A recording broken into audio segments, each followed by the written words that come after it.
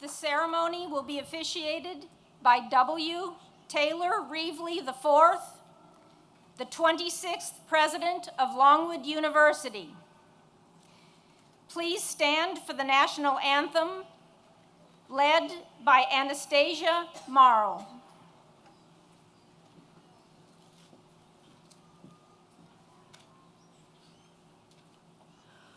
Oh, say, can you see by the dawn's early light what so proudly we hailed at the twilight's last gleaming, whose broad stripes and bright stars through the perilous fight o'er the ramparts we watched were so gallantly streaming, and the rocket's red glare, the bombs bursting in air, gave proof through the night that our flag was still there. Oh, say does that star-spangled banner yet wave o'er the land of the free and the home of the brave?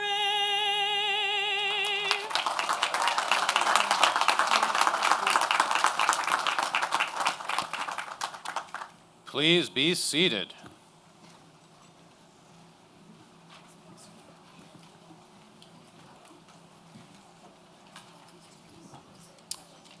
To everything there is a season, a time for every purpose.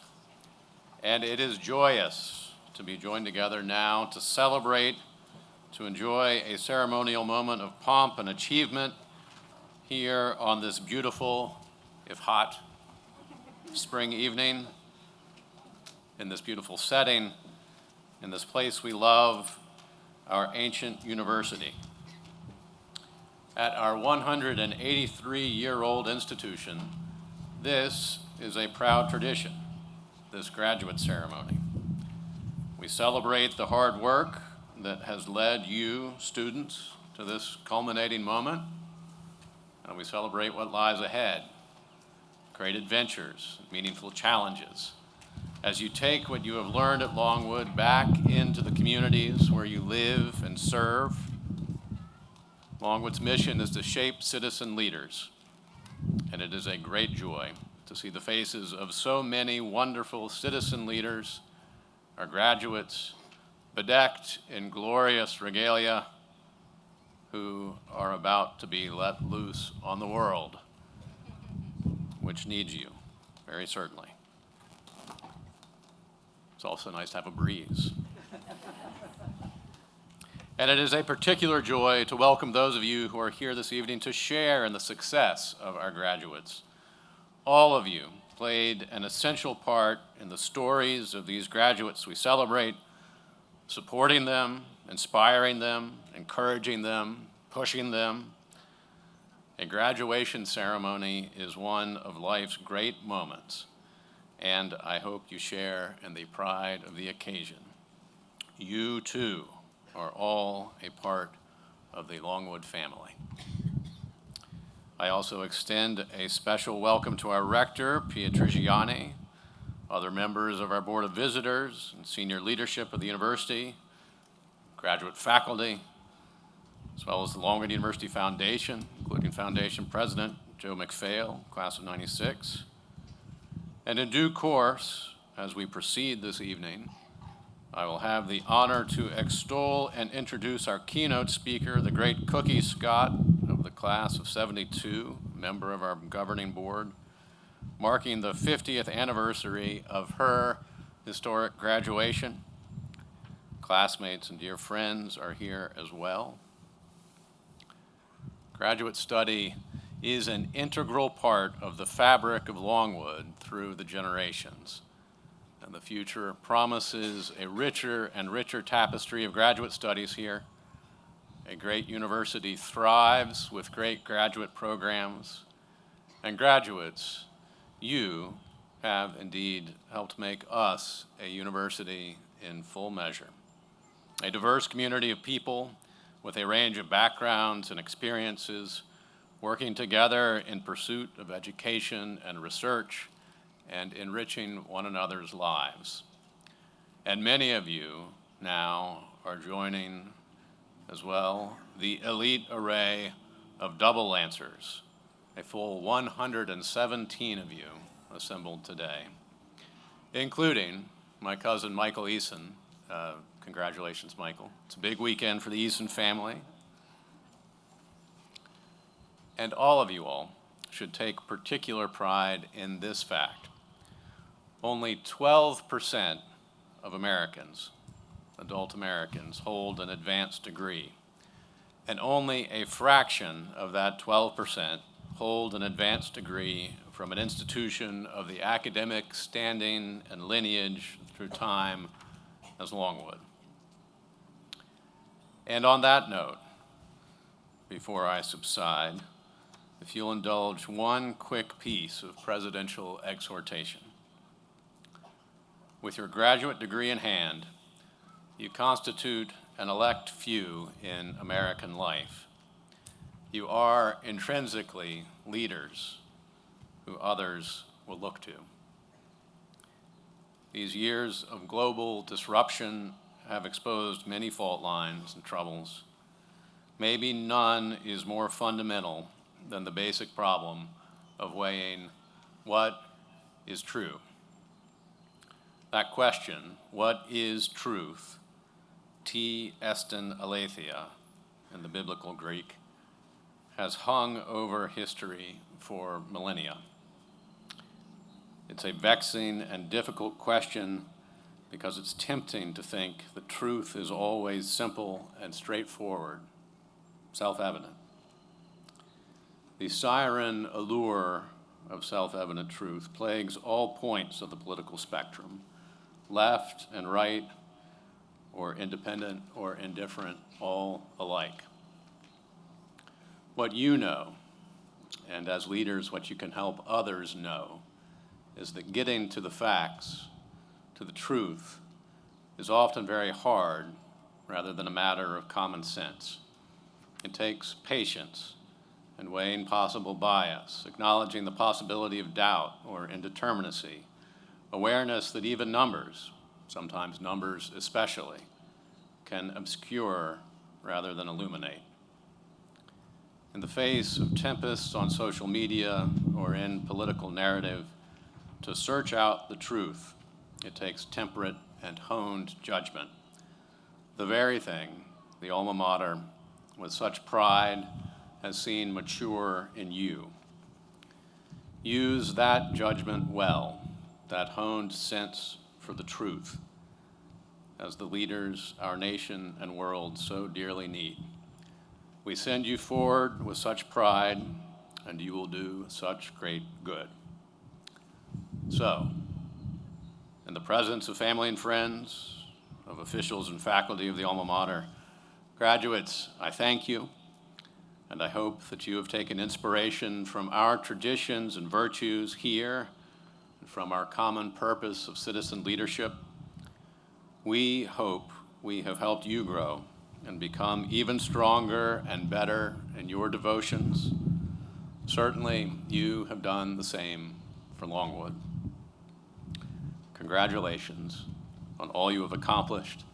Savor this moment and this time of ceremony and pomp. So now, let me offer some programming notes. We will make our approach to the evening's main act of conferring degrees through several important ceremonial steps. First, we will have words of welcome from our rector, Pia Trigiani, the head of our board, and from Erica Howell, class of '07, the president of the Alumni Association. Then, I will introduce our distinguished speaker, Cookie Scott, for for our commencement address, whom I will extol in full in a moment. And then we will make announcements of academic honors and prizes among graduate students and graduate faculty. And then we will come to the main act as breezes periodically blow, conferring degrees. And as you all are prepped for, when we come to the main act tonight, a sentimental flourish from last year will continue. Assembled family and friends, rather than university officials on stage, will have the warm distinction of performing the hooding for each of our graduates today. The hooding itself, a rite of passage in the bestowal of advanced degrees that dates all the way back to the 12th century. It is a splendid evening. It is so wonderful to see you all. Let's begin. Madam Rector, please come forward for a word of welcome and wisdom. I'm going to stand on my tippy toes. Thank you, President Reevely. Good evening, everyone. It's so good to be with you. On behalf of the University Board of Visitors, we share your excitement about the completion of your graduate studies, your dedication and commitment to continuing your studies and achieving this terminal degree that will enhance your work and enhance your success. It is my privilege today to represent the University Board of Visitors, a collection of alumni and non-alumni, corporate and nonprofit executives, authors, medical professionals, accountants, educators, public officials, and lawyers, called by the governor to serve as the governing body of this fine university. Many of us unacquainted before we came to Longwood, but drawn to the common purpose of ensuring the continuity of this historic place, this place that you chose to continue your studies. One of our own, as the president has mentioned, Cookie Scott, will be the main act today in commemoration of her 50th anniversary of her commencement. She has been a strong voice on the Board of Visitors. Her deep and profound voice resonates in our deliberations. We listen and we learn when she speaks, and you will today. I'm extremely proud to have come to know her, brought together by this wonderful institution. What a blessing. Your university president, who has just sent you off with his charge to go and be citizen leaders, the citizen leaders we want you to be and who we so desperately need you to be, understands more than anyone the significance of your choice to pursue a graduate degree at Longwood. His dedicated colleagues and this committed faculty recognize and appreciate and live every day to follow this selfless calling to be educators of fine minds like yours. They have had your best interests in their hearts and in their minds. They revel in the opportunities of your future. The Board of Visitors supports and honors their work. Brought together to serve as guardians of this great institution, the member of the board serve because we know the value and importance of education. For us, serving on the Board of Visitors is the highest service. Those of you who've had to endure comments from me know that I've looked to Joan of Arc, Longwood's patron hero, for inspiration. Joan stands as a visible example of leadership in extreme adversity, a fascinating historical figure. Her 19 years are a remarkable example of a purposeful life in a time that needed purpose, much as we find ourselves in this, our time. Much is written about Joan of Arc. There's a fascination with her. Perhaps it was because of her youth, that she was a girl baby that came from humble beginnings to lead an army of men. Perhaps it's because her life was cut short. What more could she have been? What more could she have accomplished? There is no other figure in history that did what she did, a tall order in a short order. And I think it was the strength of conviction driven by deep faith and purpose. Even Mark Twain wrote about her, publishing personal recollections of Joan of Arc. It is in the preface of that book that I found the words that describe the contrast between her life and her time, that are a remarkable parallel between the tumult of our time and the tumult of her time. There are lessons to be learned from what she was, what she did, how she conducted herself. The contrast of Joan in her time, in that preface, She was truthful when lying was a common virtue. She was honest when honesty was a lost virtue. She kept promises when keeping promises was not expected. She gave her mind to great thoughts and great purposes, and when others wasted their minds on pretty fancies of poor ambitions. She was modest and fine and delicate, when to be loud and coarse might be said to be the standard conduct of the day. She was full of pity when merciless cruelty was the rule. She was steadfast when stability was unknown. She was honorable in an age that had forgotten what honor was. She was the rock of conviction in a time when men believed in nothing and scoffed at all things. She was unfailingly true in an age that was false to the core. She maintained her personal dignity unimpaired in an age of fawning and servilities. What do we take from these observations by Mark Twain? Joan was tough. Joan was fearless. She was fierce. She knew her own mind. She followed her core instincts, but reasoned her way through difficult circumstances. And above all, she was empathetic. She understood the plight of others. She was the model citizen leader. She was of her time, and needed in that time, she lived a life of example. Our challenge, be of our time. And like Joan, lead lives of example. I implore each of you to take up that mantle. And as you do, think of Longwood and how to give back to Longwood that has given you this great learning opportunity. We are proud of each and every one of you. Your parents, your families are proud, as it should be, for all that you have done and all that you will do. The Board of Visitors celebrates your achievements and hopes greatly for your success. And as Joan of Arc entreated her army, I entreat you. Go forward bravely. Fear nothing. Trust in God. All will be well.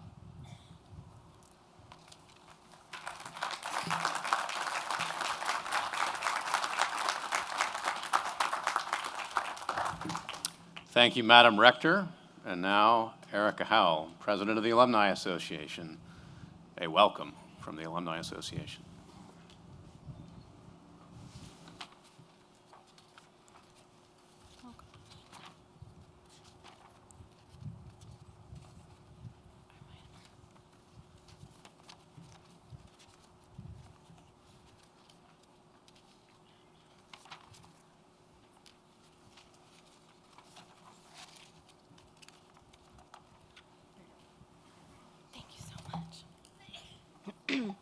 Longwood graduate class of 2022, you did it.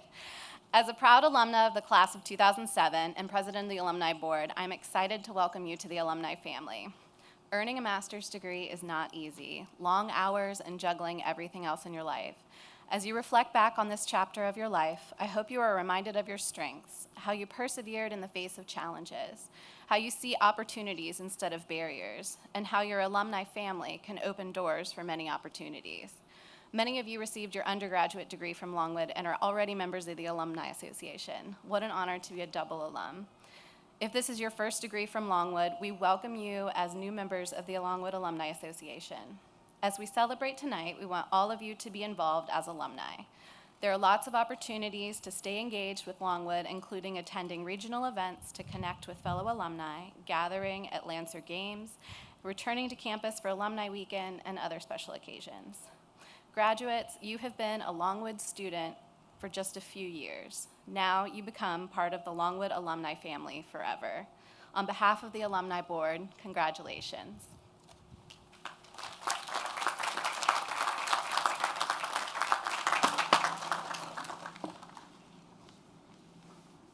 And speaking of great alumni, let me now revel in introducing our speaker for this evening.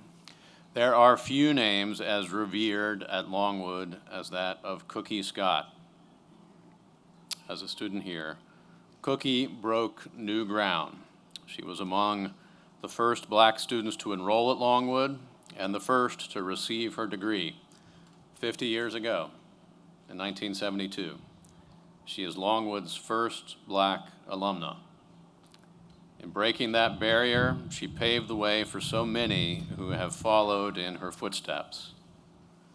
And that alone, moving Longwood in long overdue fashion to at last live out its values for all across the Commonwealth, nation, and globe, that alone would have made her one of the most consequential figures in the alma mater's history. But her time as a student was only the beginning of her long connection and lifetime of service. She has been Longwood's advocate and great friend, and like any true friend, at times a voice for change and progress, pushing us to be better and stronger. And she has been a great friend to me, for which I am deeply grateful. As the namesake of Longwood Center for Diversity and Inclusion, Cookie is an inspiration to students from all walks of life. As a current member of Longwood's Board of Visitors, our governing body, she's been instrumental in helping shape Longwood's future, just as she has shaped our past. And in her career, she has been a great public servant of the Commonwealth as a social worker and administrator, recently retiring as Deputy Director of the Commonwealth's Department of Corrections. Now, before she takes the podium, let me ask her to come forward with the rector so that the alma mater can have the distinction of bestowing an honorary doctorate upon her.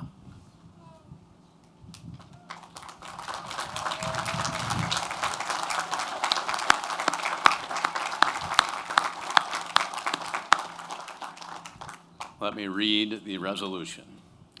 N.H. Cookie Scott, 72, a proud Longwood graduate who, as a student, broke barriers, pushing her alma mater to honor and fulfill its duties and ideals, helping make possible opportunity for countless others in generations since, and who has followed with a lifetime of service to the university, championing the cause of opportunity and our citizen leadership mission as a member of the Board of Visitors and as an esteemed and dedicated public servant, who, during a long and distinguished career, has served the Commonwealth with professionalism and integrity, is conferred the honorary degree of Doctor of Humane Letters, and is, by the authority vested in the Board of Visitors and on behalf of the faculty, hereby awarded that degree with all rights, privileges, and responsibilities thereto appertaining.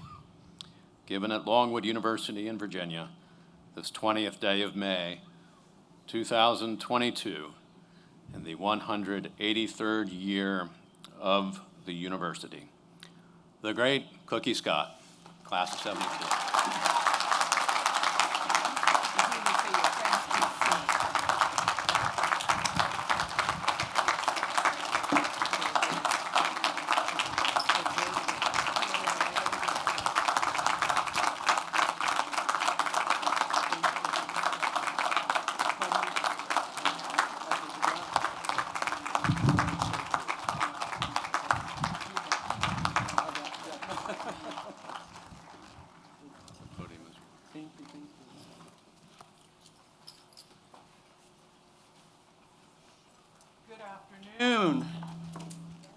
To our president, our rector, members of the Longwood Board of Visitors, Longwood faculty and staff, distinguished platform guests, families and friends, but mostly to you, the graduates. I am so honored to be with you this afternoon. I've been asked several times today, are you nervous? And the answer to that is yes, absolutely I'm nervous. But more than nervous, I'm excited. I'm excited to have the honor to greet you and to say congratulations on your wonderful, wonderful accomplishments. It was almost 54 years ago that I came to Prince Edward County, to Farmville, as a student on the Longwood campus. And just a little bit of my backstory. I attended segregated schools here in Virginia until my junior year in high school. And it was assumed in those segregated schools that I would attend college.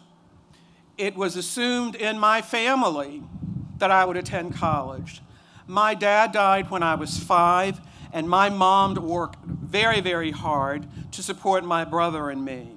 She had no money, but she assumed I was going to college.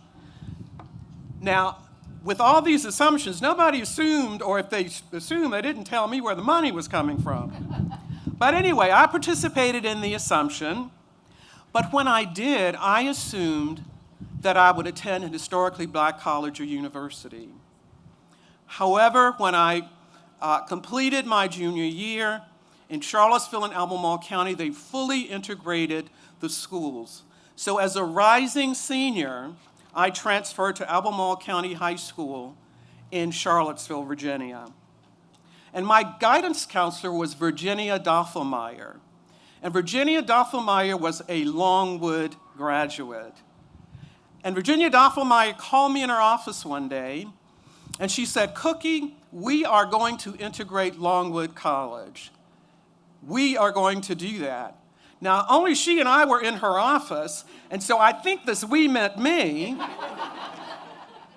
And if my mom were living today, she'd tell you from a very early age, 8 or 9, maybe even earlier than that, telling me what to do wasn't an effective means of communicating with me. But despite that, I applied to only 2 colleges, neither an historical black college or university. And I was accepted at both.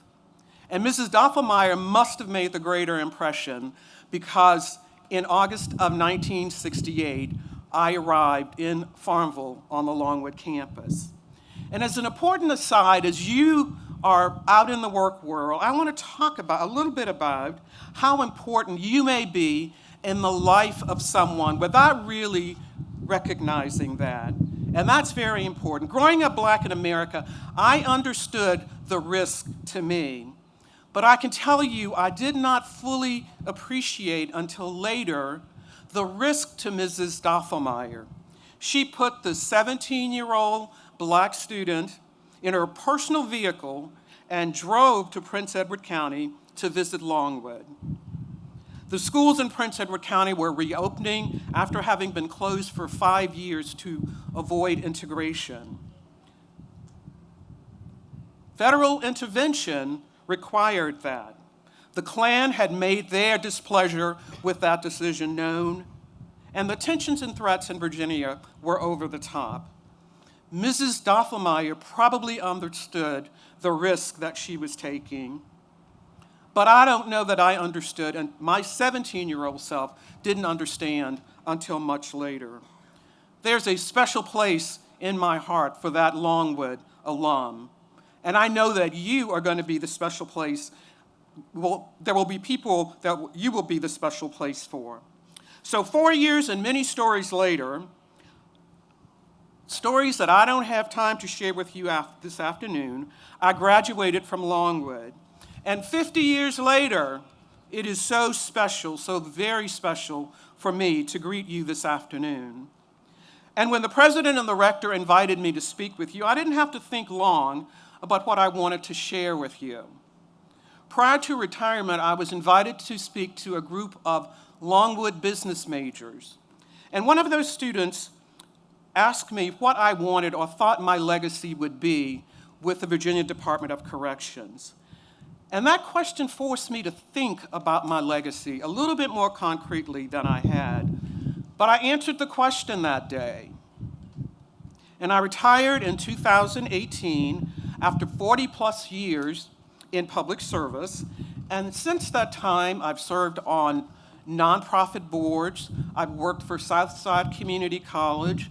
I've worked for Virginia Commonwealth University in their management and leadership training program. And they've asked me to share my wisdom about my leadership in management in state government.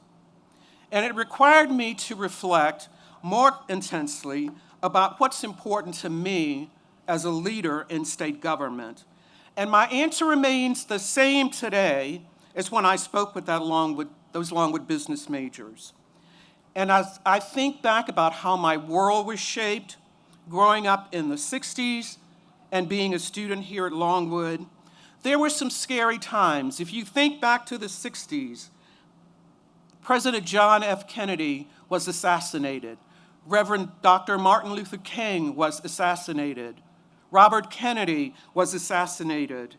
There were the murders of the civil rights workers in Mississippi, the murders of the 4 little black girls in the bombing of the church in Birmingham, Alabama. There was the war in Vietnam, My Lai, Agnew, Nixon, Watergate, Kent State, Jackson State, Ohio State, Frank Rizzo, Jim Crow laws, lynchings and cross burnings, mass incarceration, the energy crisis, and the nightly news became a really frightening place. And 50 years later, I find the world also frightening. Your leadership matters. As you leave Longwood and make your impact on the world, as you take the helm and become those responsible for our society, your leadership matters. Let us be the voices and the faces of leadership that value our differences, the voices and the faces of civil and caring people in our society. Let us lead the way. Let Longwood lead the way. So when I look back on my career in state government, when I reflect upon my legacy, what I believe is important for leadership, the ingredient that I share with you this afternoon is kindness. Kindness. So when I reflect on my past accomplishments, and they are no longer relevant, my past ideas are obsolete, former skills have been supplanted by newer ones and technology, I'd like my former staff, my former colleagues, and my former clients to say, she treated me with dignity and respect. She cared. Cookie Scott was kind. And there are 3 quotes that resonate with me when I think about kindness. And the first one is, be the reason someone believes in the goodness of others. And just think of that. If we all practice that, how different our world might be. Be the reason someone believes in the goodness of others. Now, this next one I wrote down several years ago, and I thought it was original, and I've since read it about 15 or 20 times, so I'm not real sure who the plagiarist is here. But be kind to unkind people. They're the ones who need it most. Be kind to unkind people. They're the ones who need it most. And to be kind to others, you must first be kind to yourself. So in your careers and in your life, do not allow yourselves to burn out.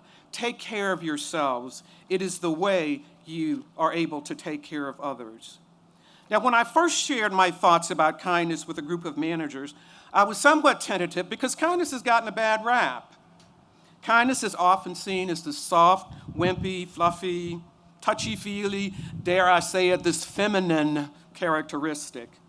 And when I hear this, I ask managers to think back to a time when someone annoyed the absolute heck out of you. And I said heck, okay, H-E-C-K.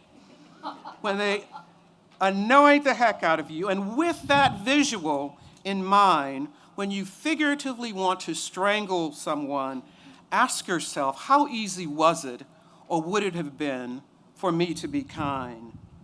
Kindness, I've had episodes in my life where it really took a lot of work to be kind, but it pays off. Kindness is not sweetness and light. Kindness does not equate to soft, weak, naive, or impotent.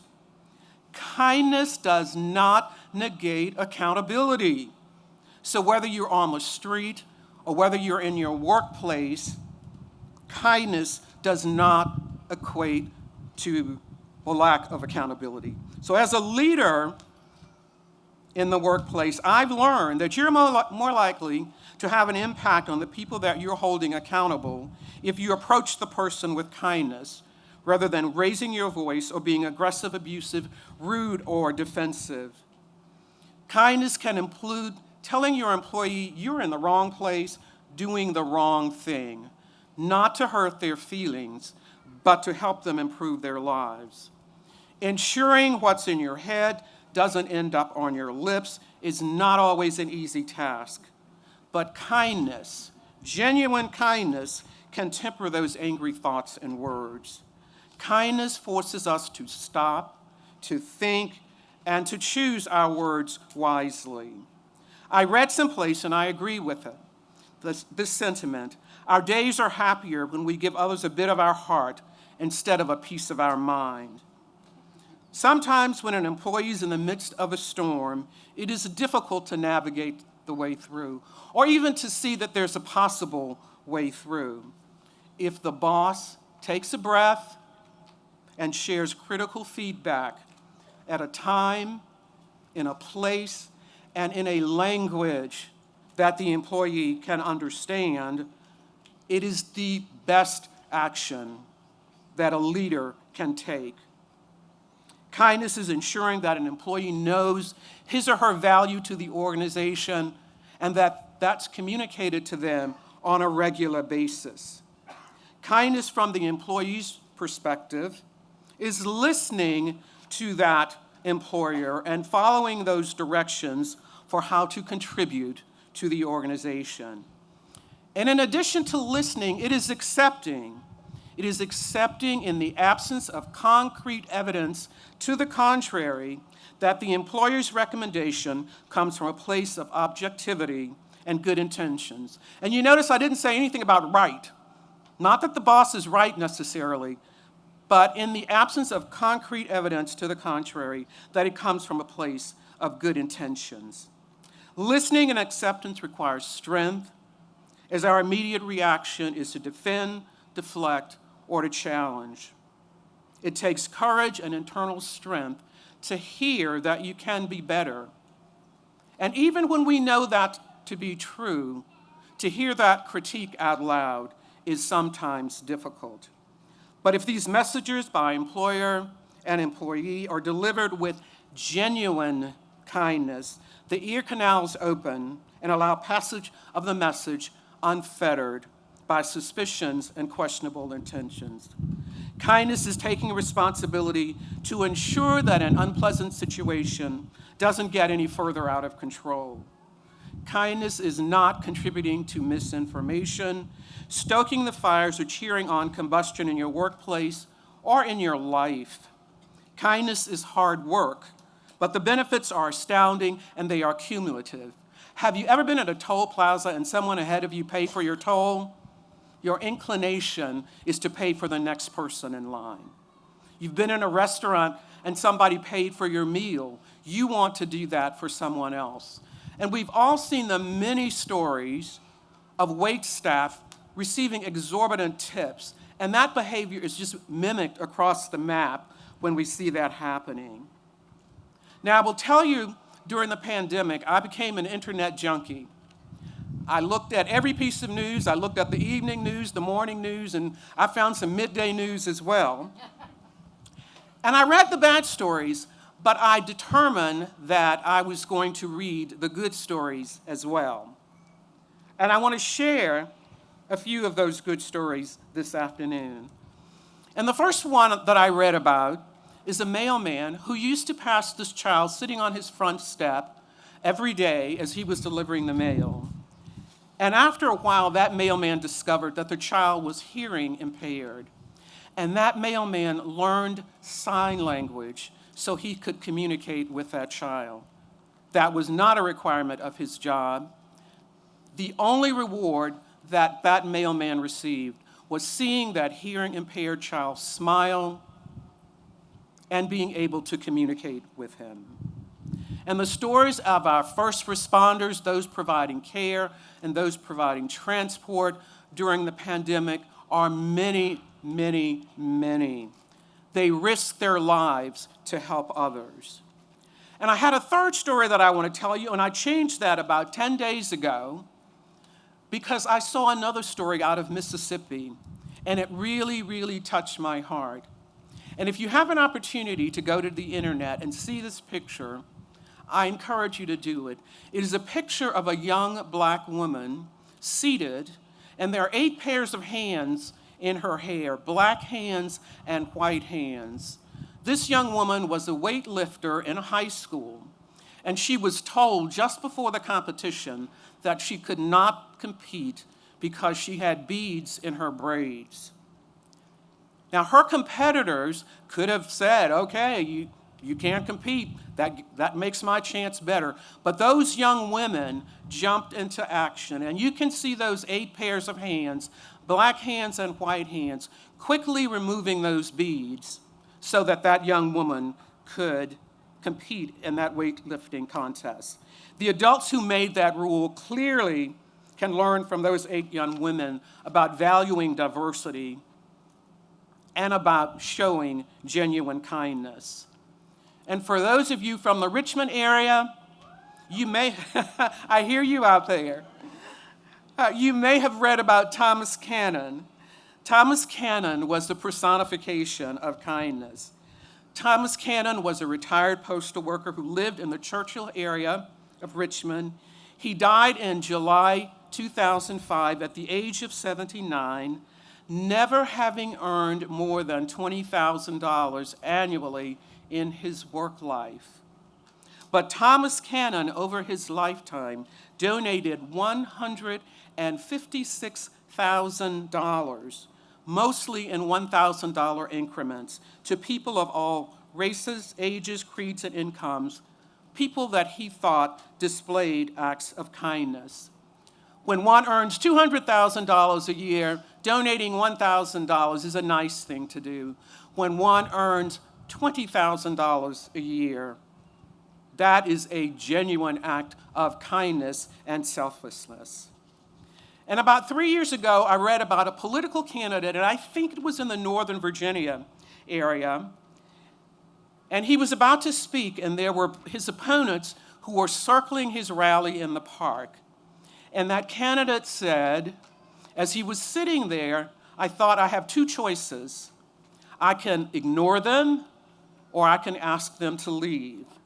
And he said, as he stood to speak, it occurred to him that he had a third option, and that option was to be kind, which he did, and he invited those protesters in, and to his amazement, they joined him at that rally in the park.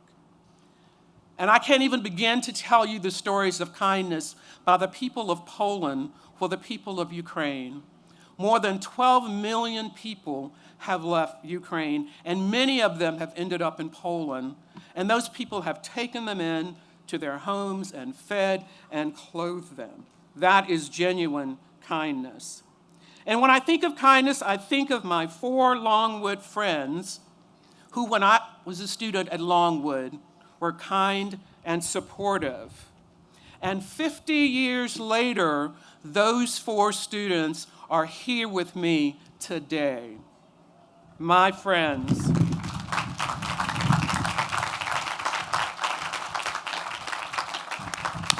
There they are over there.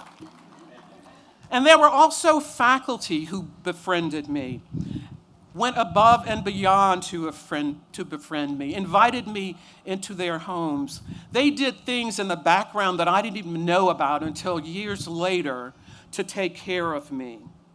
And these are just a few of the indications of what kindness can accomplish. Kindness is good business, and kindness is good for business. We have seen much too much recently in this country and abroad for what happens when kindness is forgotten. And no comments on kindness would be complete without quoting Reverend Dr. Martin Luther King, Jr., who said, "Darkness cannot drive out darkness. Only light can do that. Hate cannot drive out hate. Only love can do that." And I've taken a bit of license, but I think Dr. King would agree with me that indifference and intolerance cannot conquer indifference and intolerance. Only kindness can do that. So today, I encourage you with your new, well-deserved credentials, your knowledge, your skills, your abilities, spread your wings and kindly lead the change in the world. In the words of cultural anthropologist Margaret Mead, never doubt that a small group of thoughtful, committed citizens can change the world. Indeed, it is the only thing that ever has. Thank you so much for allowing me to share this time with you this afternoon and to share my thoughts. And before I take my seat, I want to share a secret with you. Probably only my college friends know. In 1972, when I graduated from Longwood, I declined to attend graduation ceremonies. Today is my very first Longwood graduation.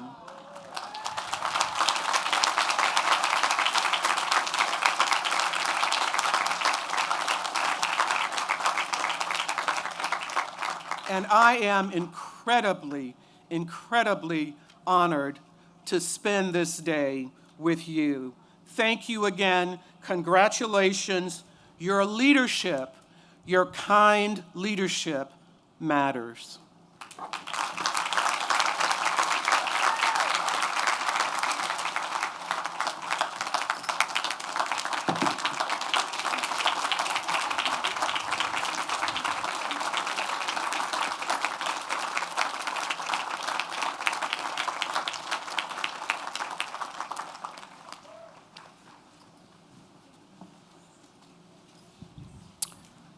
Beautiful and inspired, Cookie. Thank you. Incredible. Incredible. Incredible. In our ceremonial steps, duly inspired now, we turn to a handful of awards as we continue to ready ourselves spiritually for the main act, which is, I would predict, if you're keeping track at home, about 10 minutes away or so. All right, Madam Provost, please come forward. Good evening and welcome. I want to congratulate the soon-to-be graduates on your accomplishments. In the midst of a pandemic, you chose to pursue a graduate degree, and in doing so, you chose to pursue it at Longwood. I know for many of you, this has been a significant journey. Your persistence through this turbulent period in our history is noteworthy, and your accomplishments are worthy of great celebration. Your professors and faculty mentors have been key individuals who have guided you on this journey. Our passionate and dedicated faculty take pride in having crafted program pathways for you to improve your opportunities through an advanced degree, while also recognizing that many of you are already working professionals. They have prepared you to join a community of scholars and professionals. They have prepared you to be citizen leaders who will have a profound and lasting impact on your communities. There are other key individuals here tonight who also have been on this journey with you. Your family and friends have helped to sustain you and support you, encouraging you through words and by deeds. They listened to you during those late night phone calls when you didn't think you were going to make it through that exam or that project or that next paper. They told you when you did a good job after completing a class and getting a grade that you worked really hard for.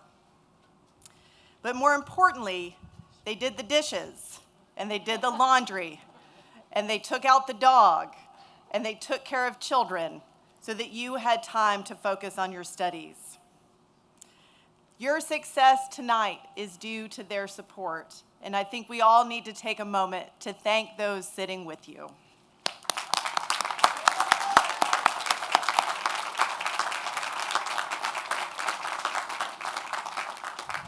This ceremony may mark an end and culmination of your graduate studies, but the word commencement refers to a beginning.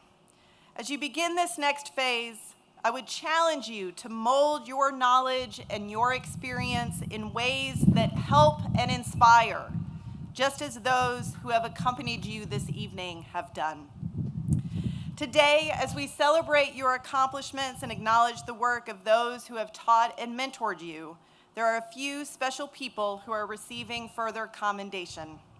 And now I invite Dr. Janine Perry, Dean of the College of Graduate and Professional Studies, and Dr. Lissa Power-Defer, Interim Dean of the College of Education, Health, and Human Services, to present the Graduate Faculty, Student, and Alumni Awards. Let me get you where you need to be. Thank you. There you are. As your name is announced, please come forward to receive your award. The Graduate Faculty Research Award recognizes a graduate faculty member for unique or innovative work within their discipline that results in publication and the advancement of that discipline. This year, the Graduate Faculty Research Award recipient is Dr. Haley J. Wozni, Assistant Professor of Management. Unfortunately, Dr. Wozni is unable to be with us this evening, but she sends her sincere appreciation for this recognition. The Graduate Faculty Teaching and Mentoring Award recognizes distinction and initiative in graduate teaching and mentoring, above and beyond the regular requirements of a graduate faculty member. The Graduate Faculty Teaching and Mentoring Award recipient is Dr. Allison R. King, Assistant Professor of Communication Sciences and Disorders.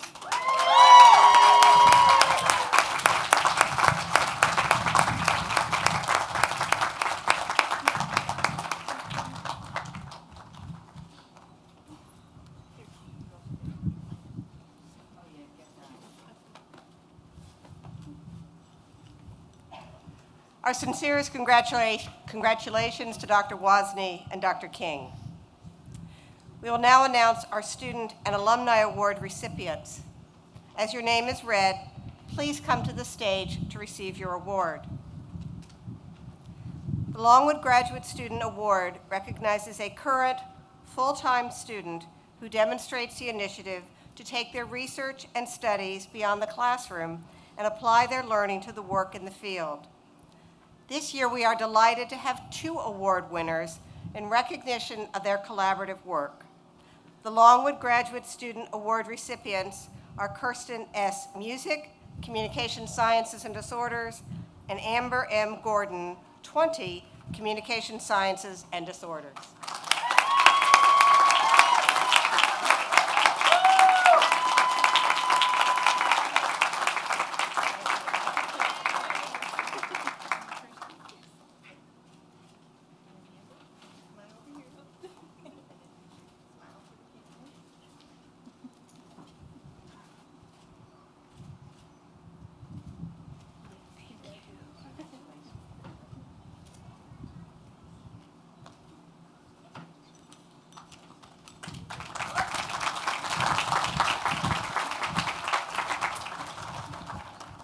The Lancer Graduate Student Award recognizes a current part-time student who has applied their learning to the work in the field and taken their research and studies beyond the classroom. The Lancer Graduate Student Award recipient is Corey R. Talbot, Educational Leadership.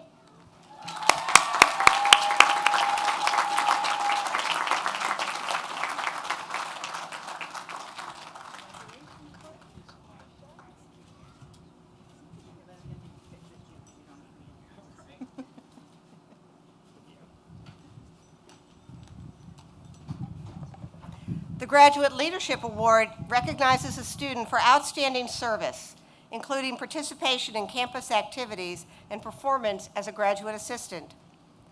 The Graduate Leadership Award recipient is Madison L. Hami, 21, Health and Physical Education.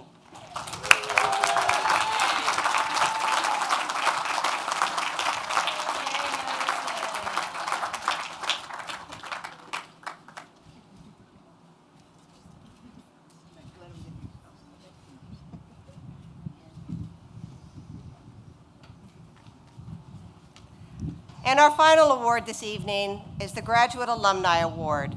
This recognizes a program graduate who has continued to excel in their career and make contributions to their field. Our Graduate Alumni Award recipient is Virginia E. Silvera Gills, 89 and 05.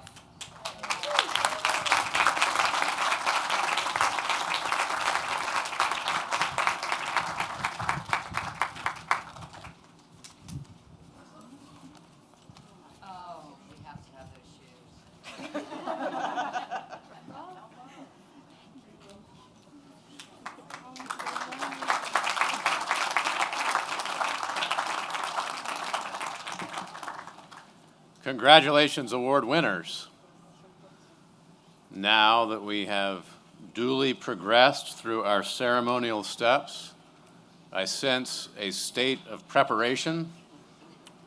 Madam Rector, will you please authorize the conferral of degrees? And I'd say let's get on with it, right? President Reevely, on behalf of the Board of Visitors, it's my privilege to authorize you to award the degrees to these fine minds. We are in business.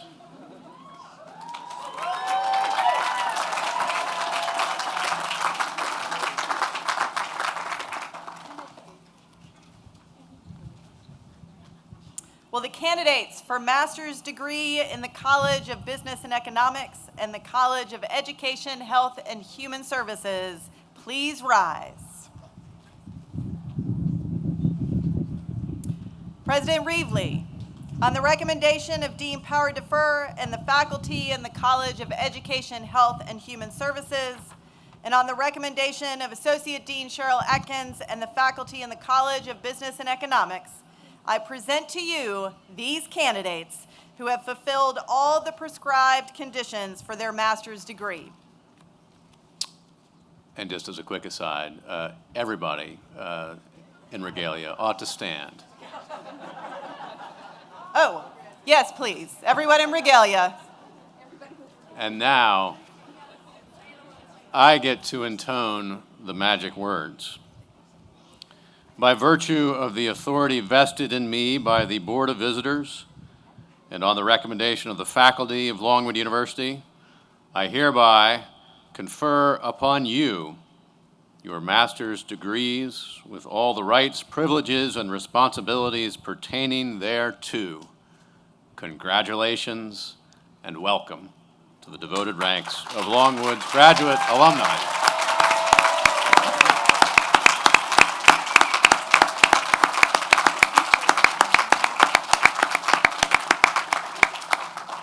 And now, you can sit back down again and remain poised for logistical information. Yes, I do have instructions. So if ticketed guests are not seated with their graduate, please join them now for the hooding ceremony. If you need to come forward, please come now. And family and friends, you all can begin to get yourselves ready for action. So that your program directors from your program will come and up to the podium and read your names. As your name is announced, you and your guests will stand and place the hood over your head. Then you and your guests may be seated. We do have a photographer, so wait for them to take your photo. And then please, if you can, we will have a little bit of applause, but then we'll do a big round of applause after each program has finished calling names. So I'd like to invite, is everybody clear on the instructions? Do I need to read them again? You all right? Okay. You'll get the hang of it. Dr. David Lair and Dr. Cheryl Atkins will now come forward and announce the names for the Master of Business Administration.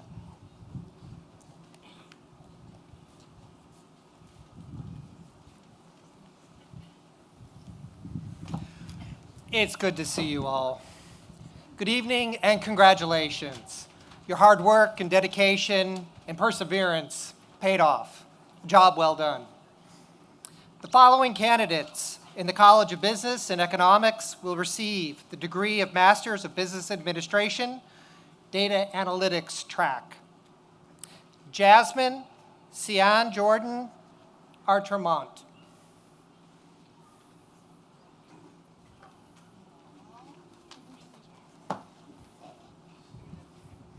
Matthew Henry Donahue.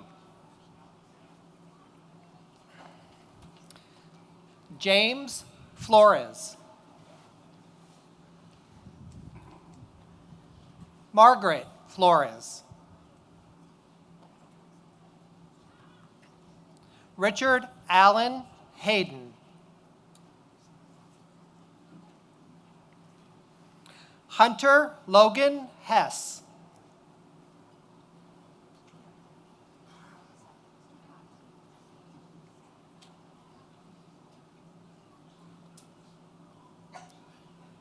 Philip Martin Hughes.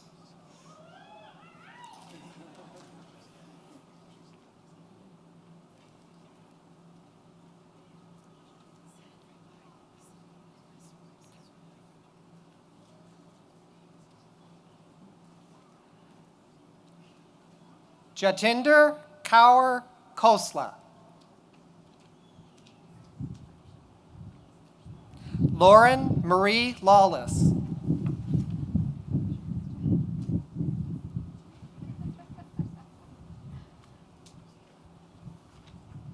Heather Ann Littlejohn.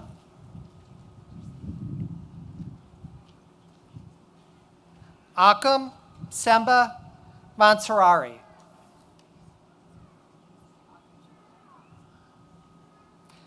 Wendy Bear McMillan.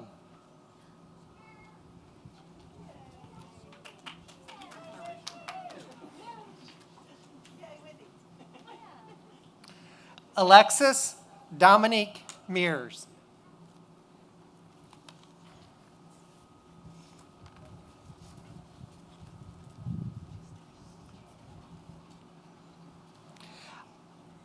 Ayana Kamala O'Reilly.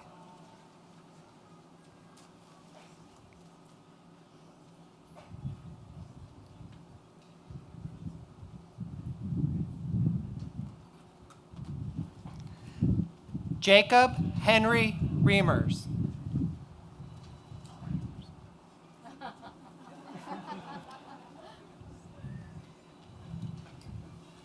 Michael Blake Swenson.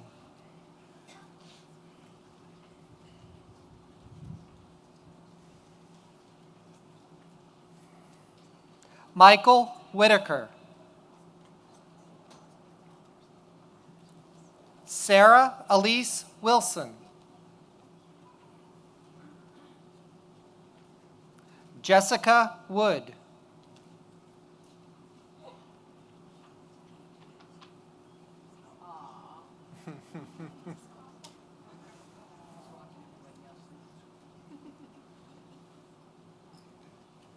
And Lauren Francis Yassi.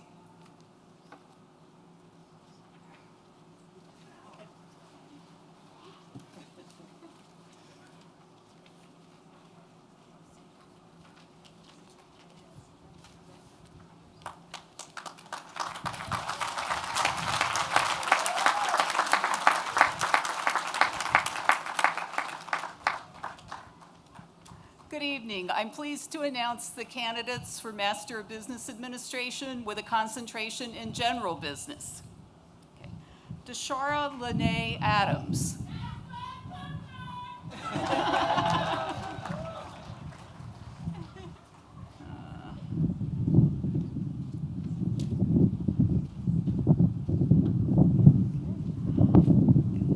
Lakita Michelle Allen.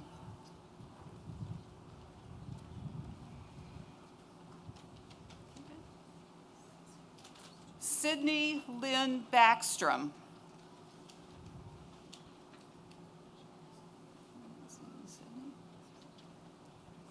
Ishan Singh Bansal.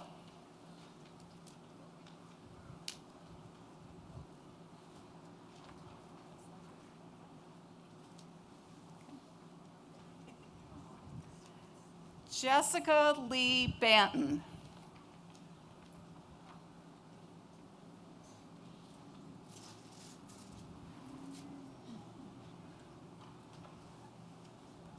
Sequoia Baylor.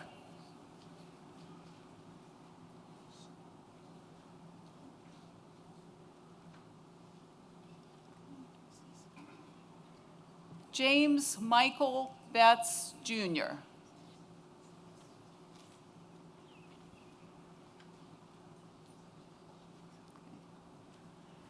Katrina Ann Braden Wilkins.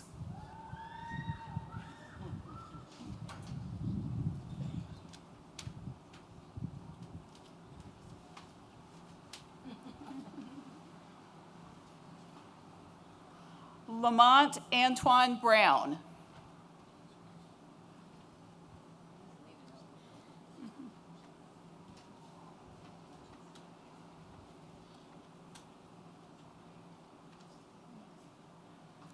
Jory Lloyd Irvin Bunn.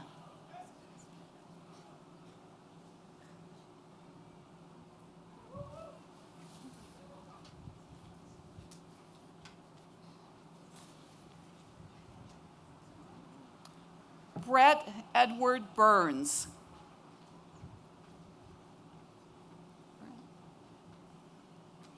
Casey Renee Carr.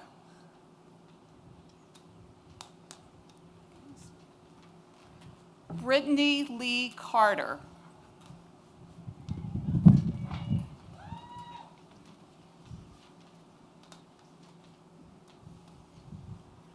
Deja Lamise Childs.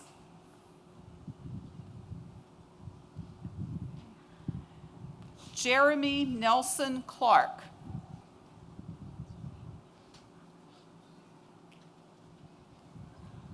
Jason Brandon Connor.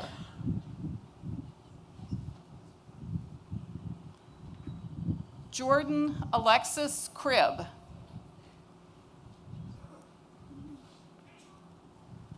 Wilfred Cruz Camacho.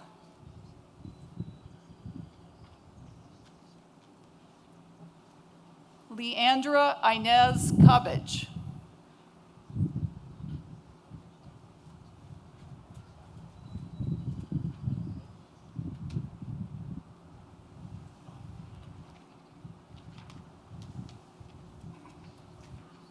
Saul Anival Diaz.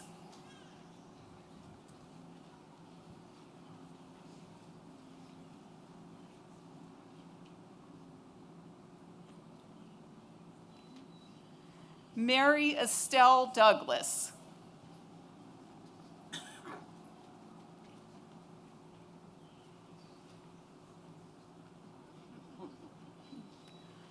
Classy Pearl Dudley.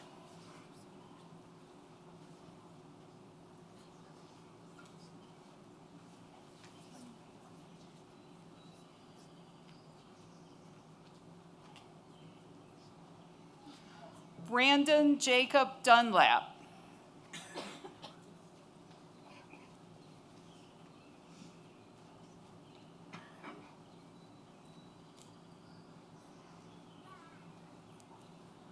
Michael Thomas Eason.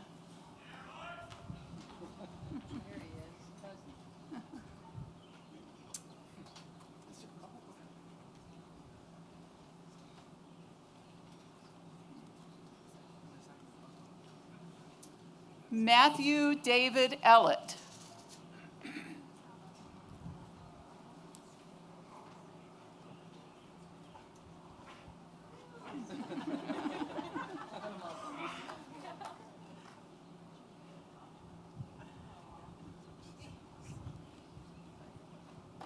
Kristen Elizabeth English.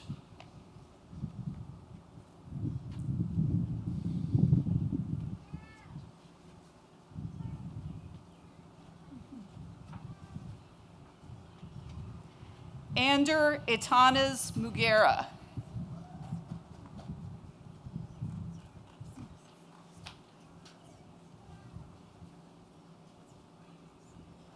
Hannah Fisher.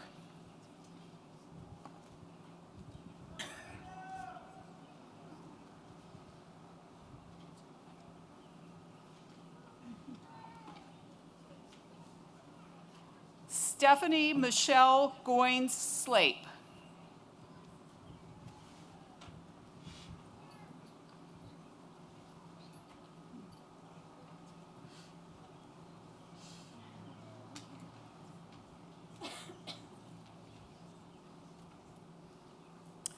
Ashante Nicola Green.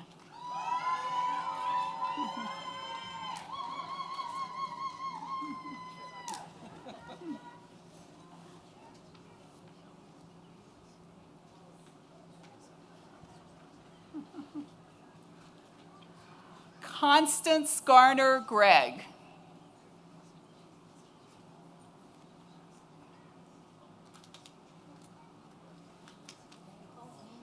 Aw.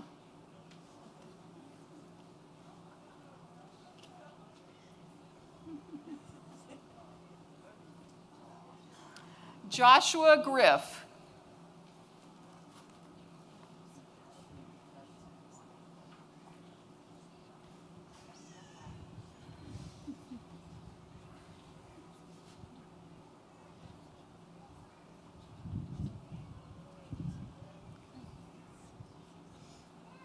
Stephen Ray Grubb.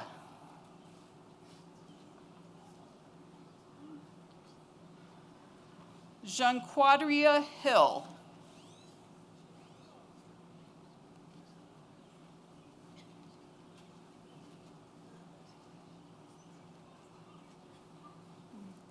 Tara Alexis Hodges.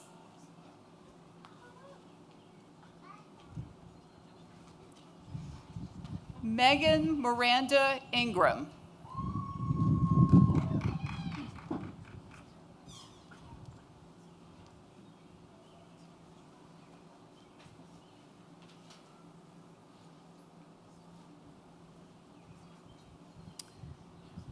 Brittany Elizabeth Jackson.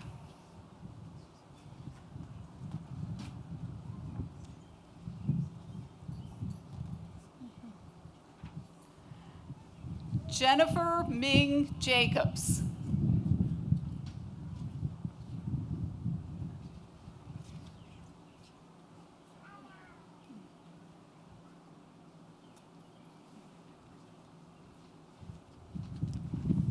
Tia Renee Jeffries.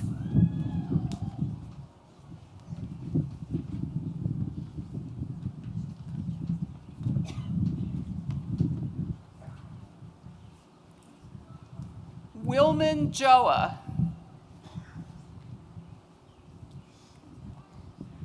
Charita Johnson.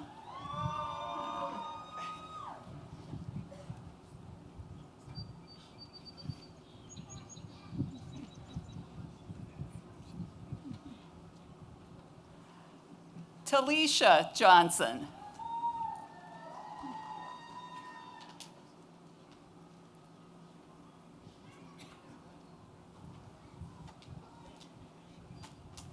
Hannah Janae Jones.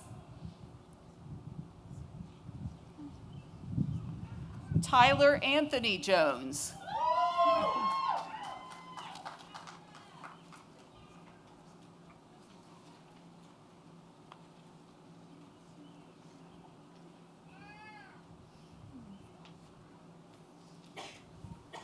Ashley Kesey.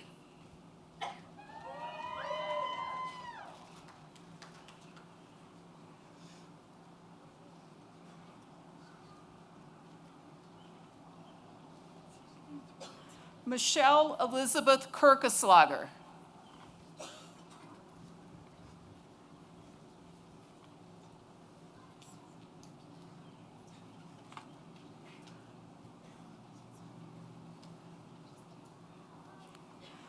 Vanita Carlista King.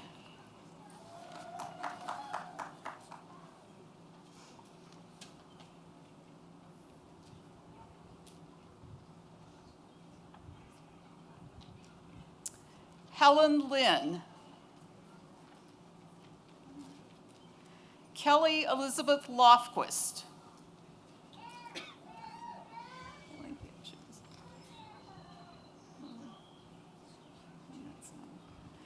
Allison Ross Loans.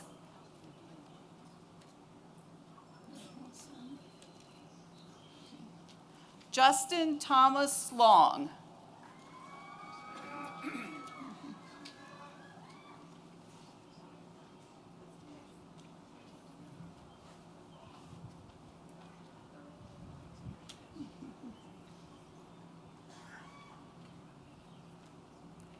Kirsten Leanne Marshall.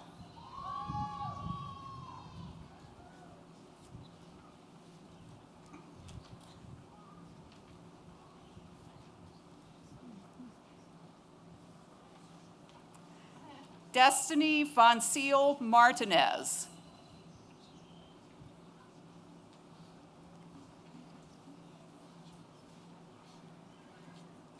Travis Reynolds Mason.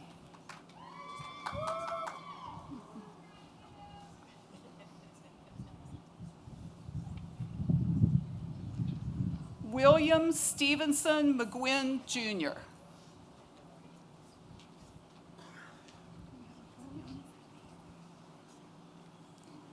Nicole Elizabeth McConnell.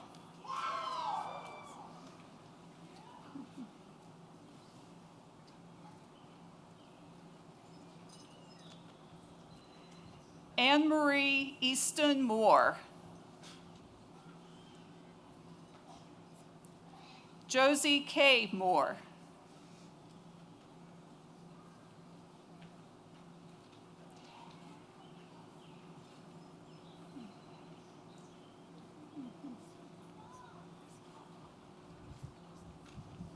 Matthew Allen Moore.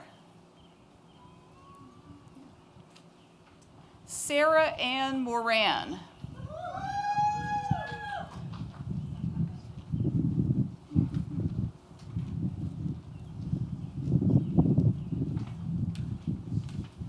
Sean Mulvey. Juan Andres Muno. Lori Ellen Neff.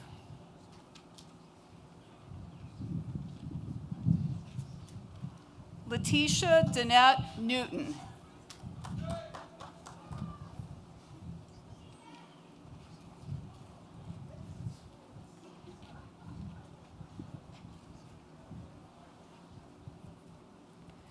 Emily Kate O'Hare.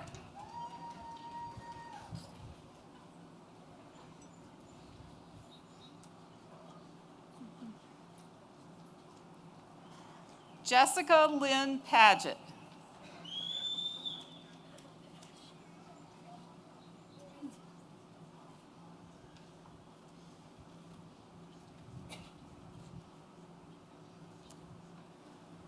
Isaiah Edsel Perez.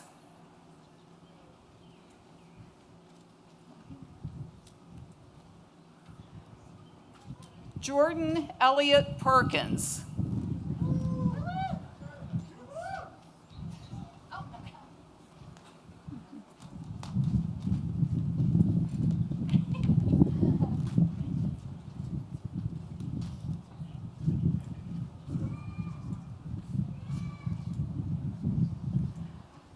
Matthew Joseph Perry.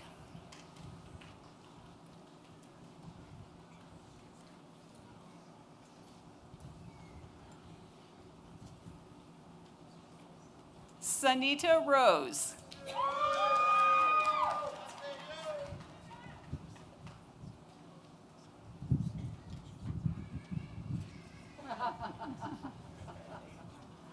Martravius Dion Ringer.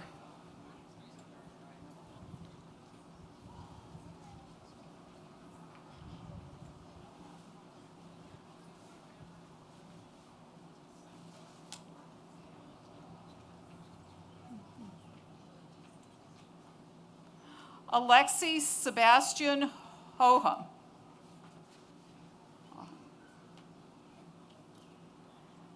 Mia Neka Serrano.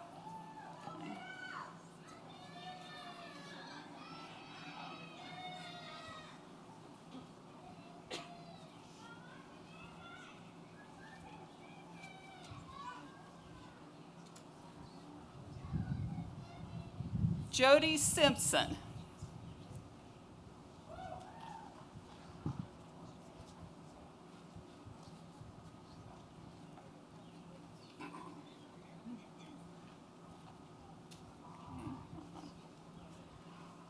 Irma Mabel Morga Sisson.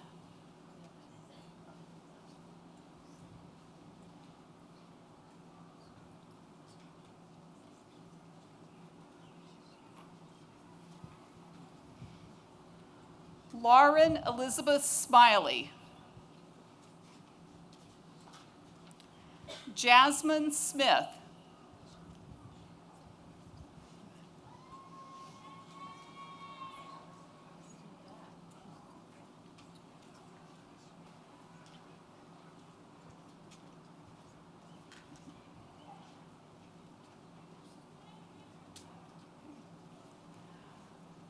Tredaja Charlene Smith.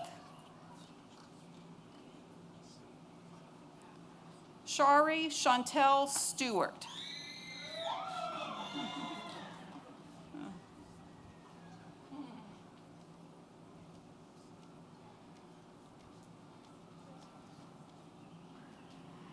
Allison Randall Stone.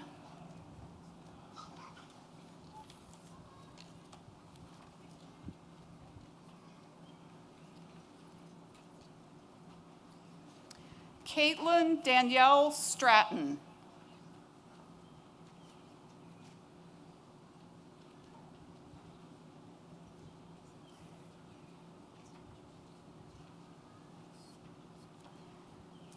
Tuodros Tessima.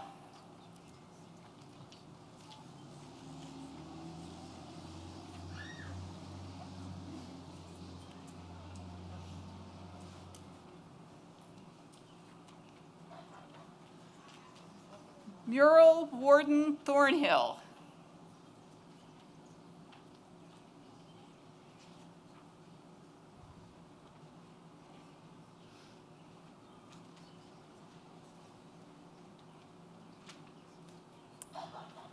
Camille Victoria Trainum. Jacqueline Louise Vaughn.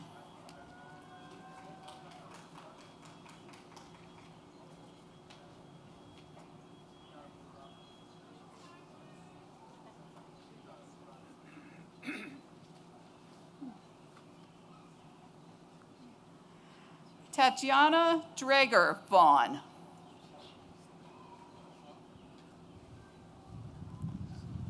Dwayne Garland Walker.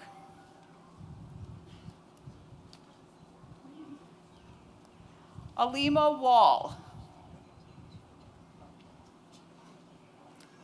Carlton Wafula Wasika.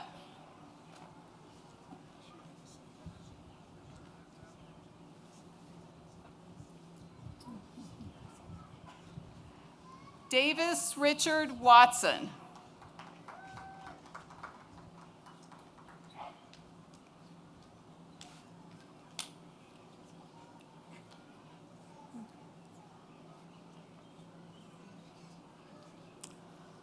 Latrell Jawan White.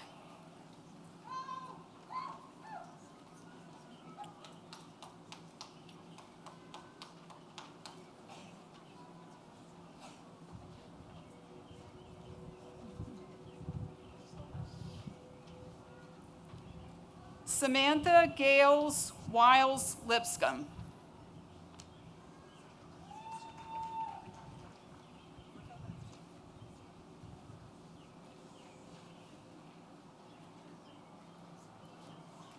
Justin Wilson.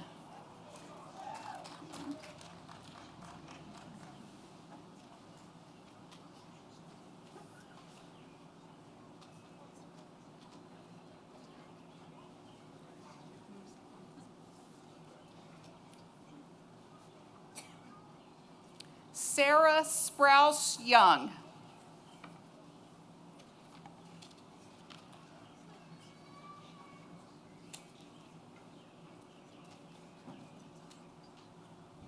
Congratulations.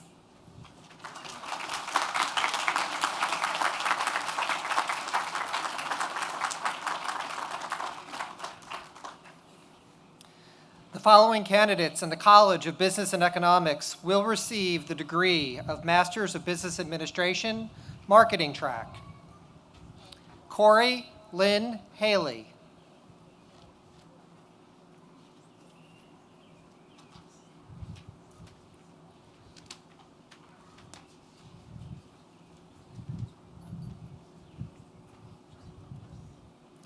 Allison Mackenzie Kenyon.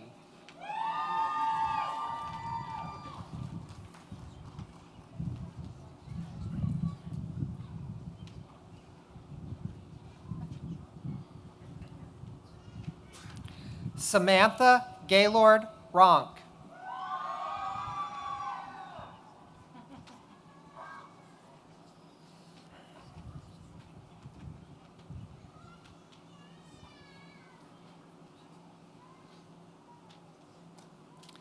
Taylor Christian Yost.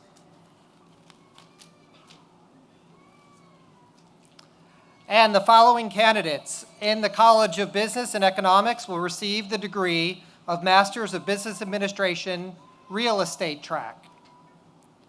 Lauren Frances Sanford Atkins.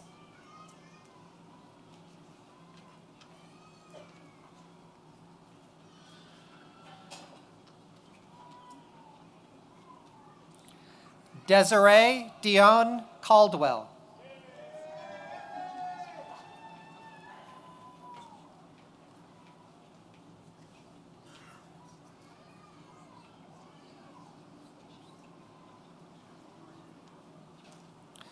Nicole Charisse Davis Niang.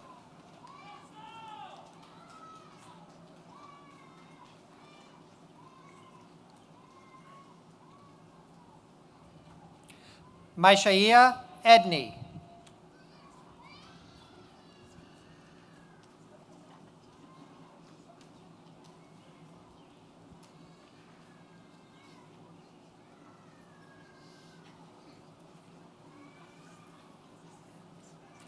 Hasho Elkins.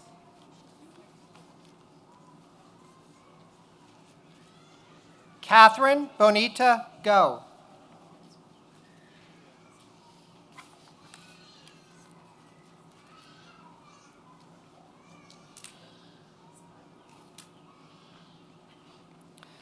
Kadeja Rehan Johnson.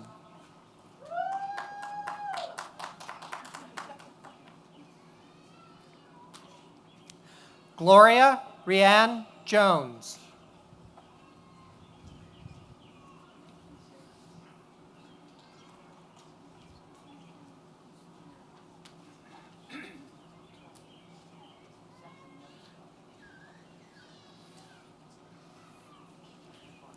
Jordan Alan Cast.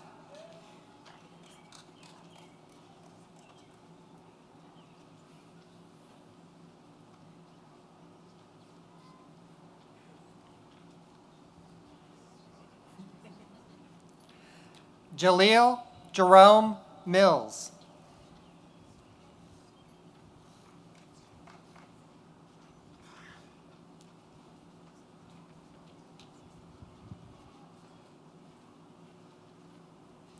Rosen Dedenov.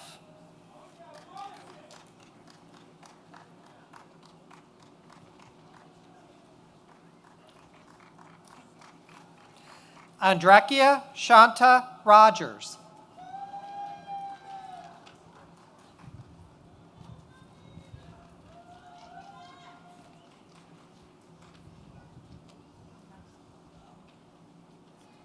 Irene Nguyen Su.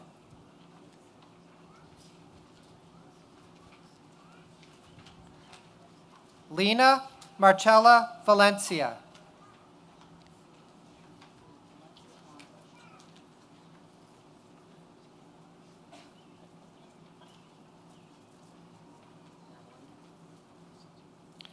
Nikita Varandani.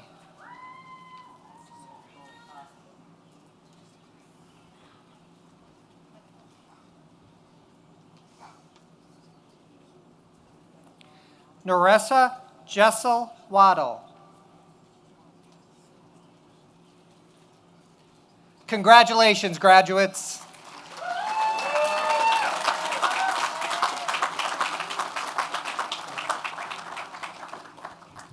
Dr. Tammy Parlier will now come forward and announce the names for the Masters of Education in Reading, Literacy, and Learning.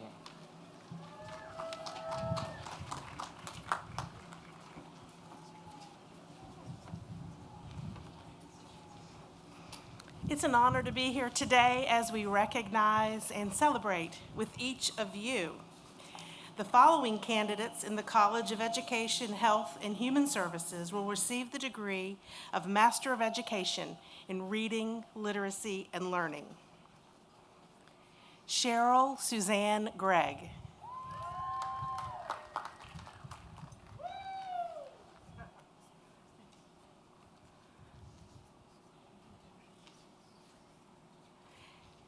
Caitlin Meredith Gunn.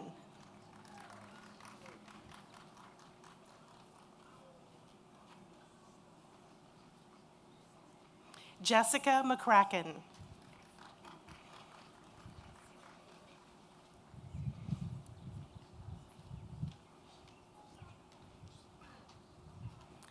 Sarah Myrup.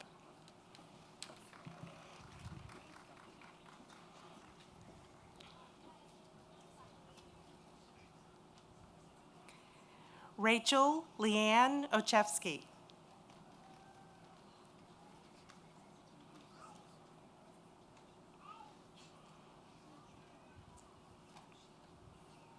Hannah Faith Overstreet.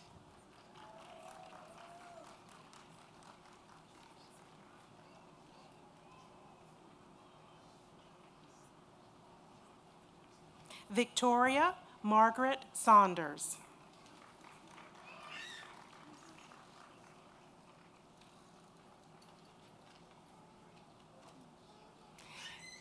Callie Williams.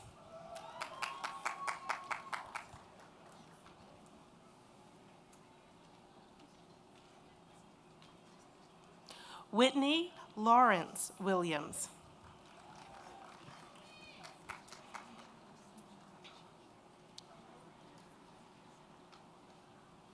Congratulations, graduates.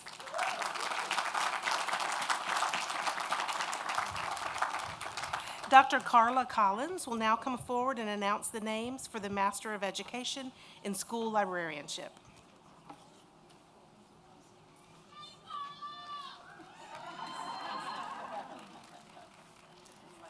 I am excited to be here to read these names of these amazing school librarians.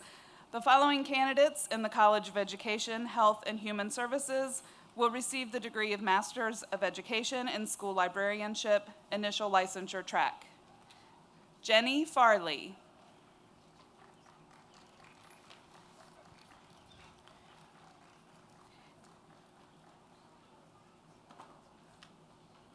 Adam James Kelly. Marsha Lee Snyder.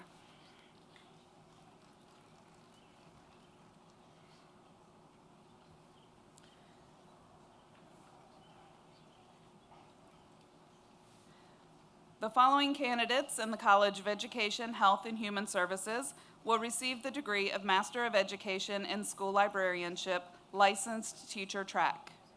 Carissa Liberty Altizer.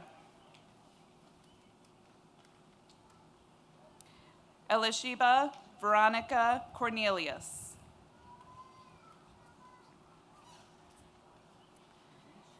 Aileen Silke Fisher. Leah Fisher Janos.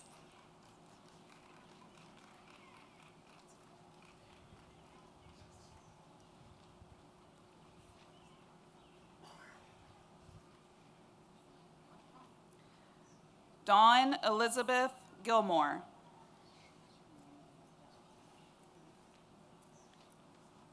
Amy Hook.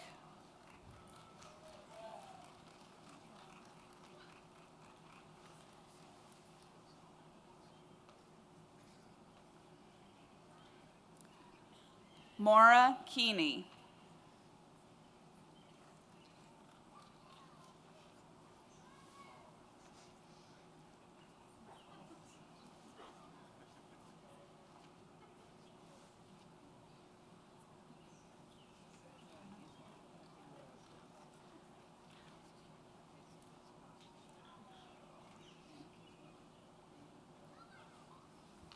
LaShawn Yvette Key.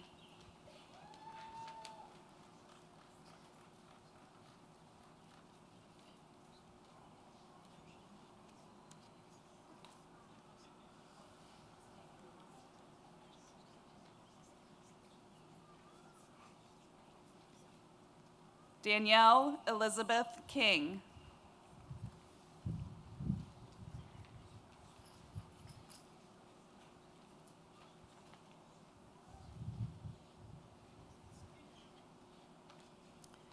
Julie Lynn Lewis.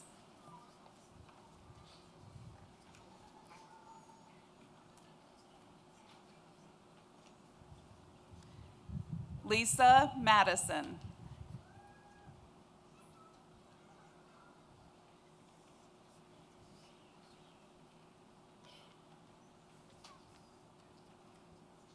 Megan Elizabeth Moore.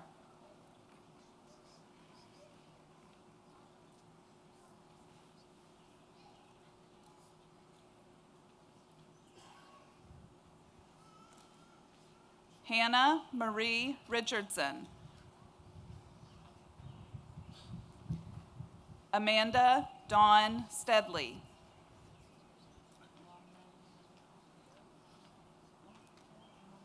Roseanne Fusco Tempesta.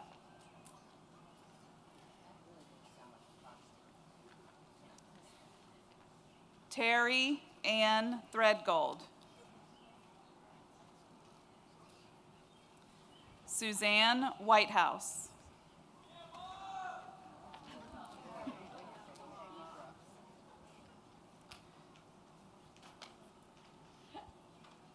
Charlotte Shiflett Wood.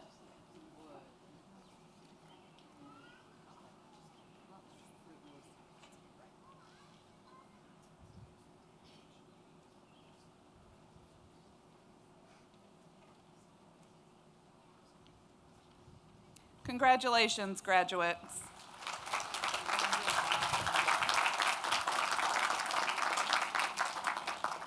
Dr. Shannon Sally will now come forward and announce the names for the Master of Science in Communication Sciences and Disorders.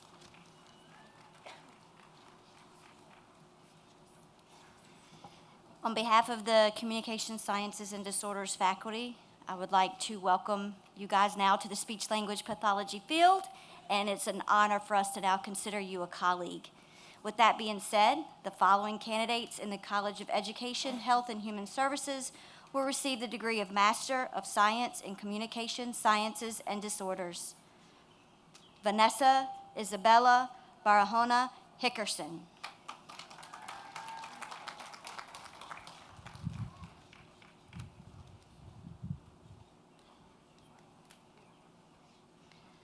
Elizabeth Grace Bussey.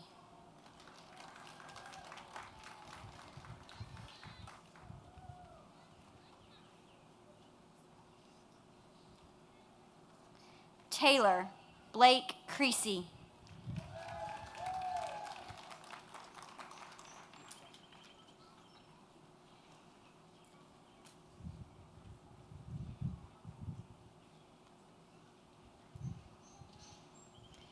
Carrie Neal Davis.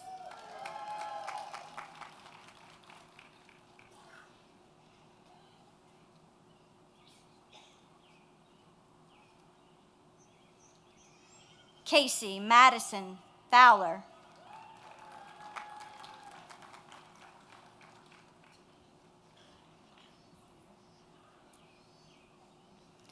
Amber Mache Gordon.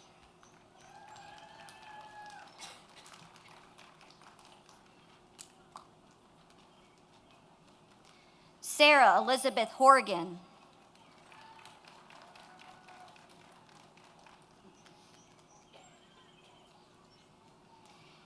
Kelsey Lynn Ketterman.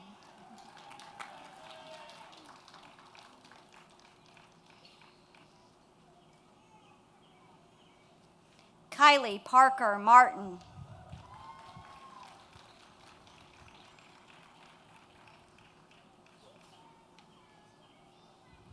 Hannah Marie Millirons.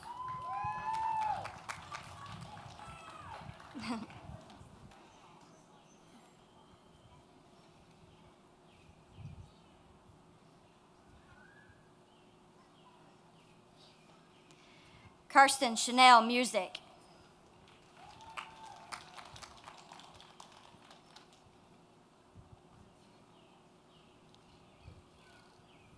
Carmen Maria Musso.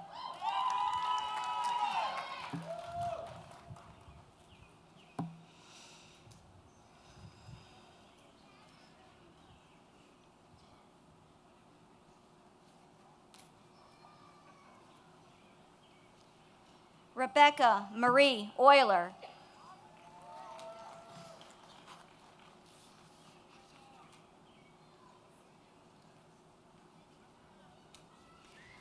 Laura Alice Panic.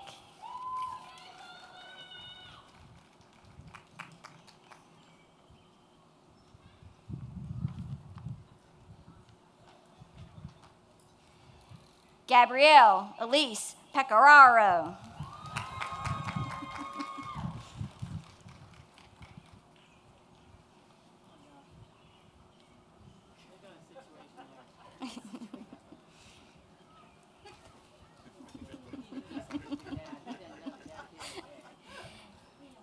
Cameron Gray Shindo.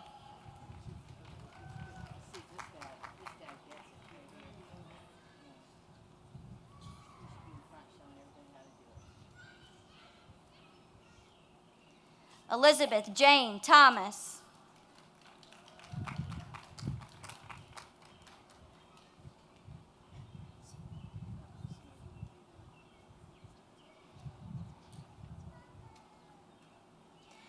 Glenda Abby Ann Wagner.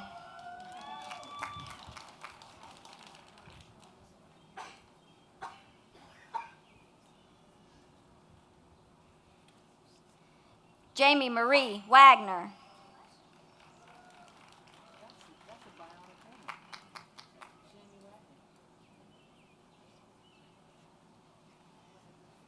Courtney Ty Walton.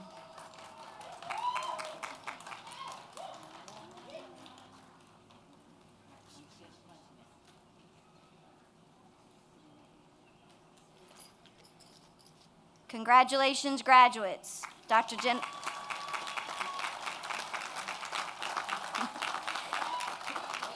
Woo! Nice work, ladies. Dr. Jennifer Apperson will now come forward to announce the names for the Master of Science in Counselor Education.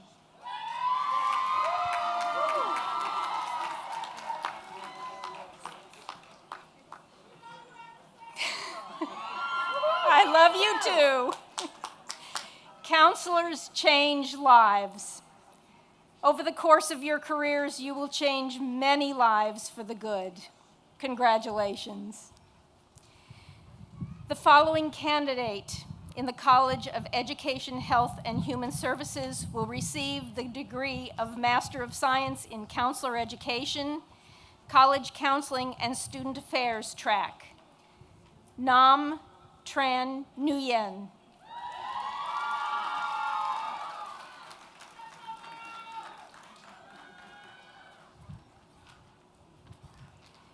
The following candidates in the College of Education, Health, and Human Services will receive the degree of Master of Science in Counselor Education, Mental Health Counseling track. Marion Barksdale Butler.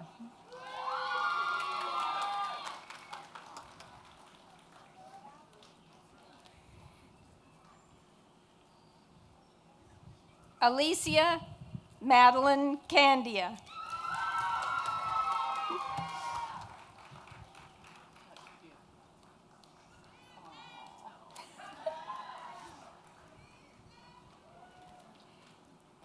Tegan Ann Cassidy.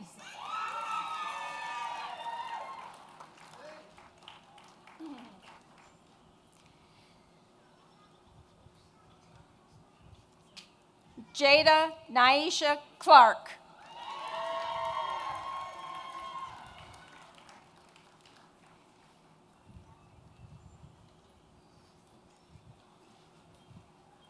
Mackenzie Ray Crank.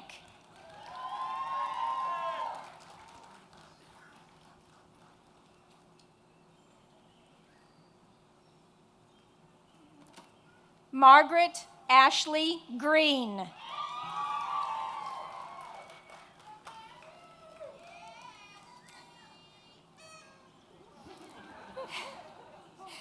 Lindsay Nicole Hively.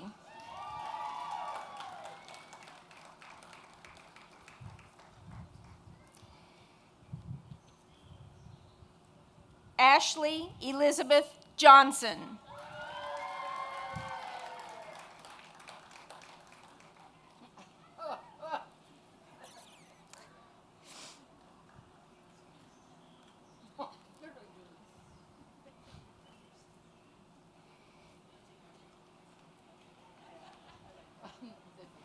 Tiana Alexis Jordan.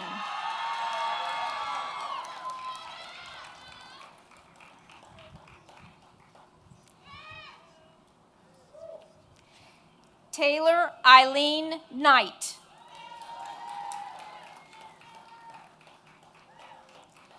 Logan Sierra Means. Essence Niaja Mitchell.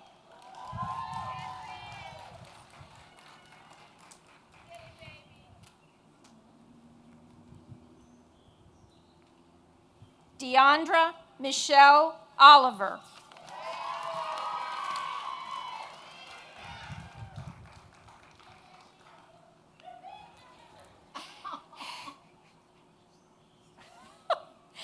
Haley Elizabeth Reed.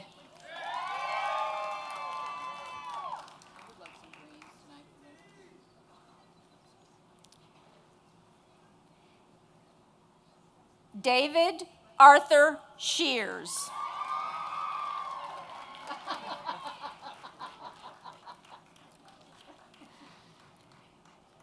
Michaela Brooke Stevens.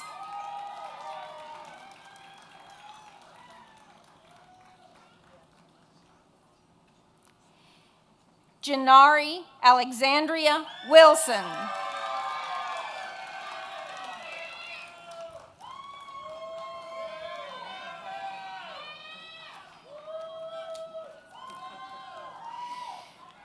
The following candidates in the College of Education, Health, and Human Services will receive the degree of Master of Science in Counselor Education, School Counseling track.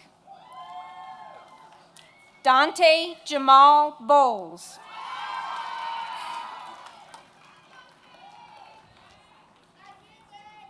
Yes, you did.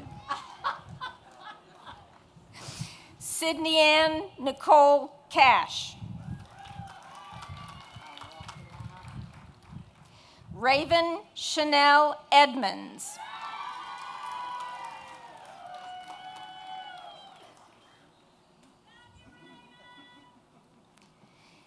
Macy Alexandra Harrell.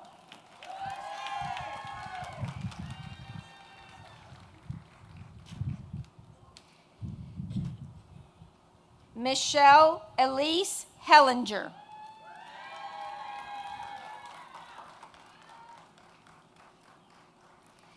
Kelsey Nicole Hicks.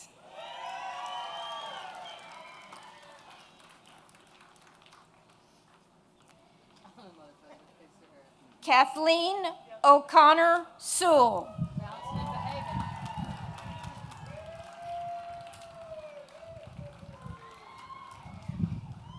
Ann Jordan Vaughn.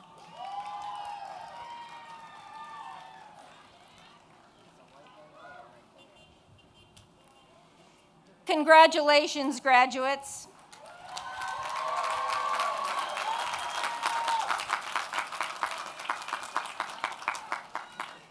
Dr. Sarah Tanner Anderson will now come forward and announce the names of the Master of Science in Education, Educational Leadership.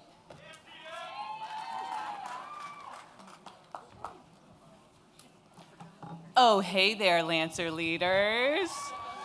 Looks like you finally got some shade over there.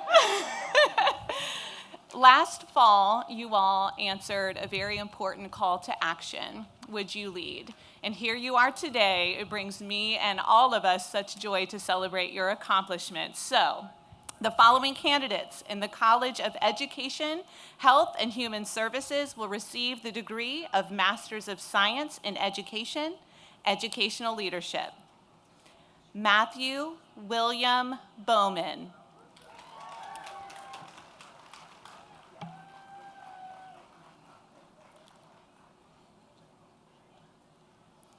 Ebony Siobhan Cherry.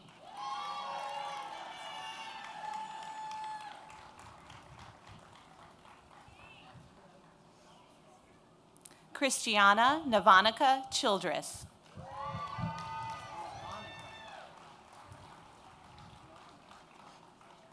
Shannon Diane Costley.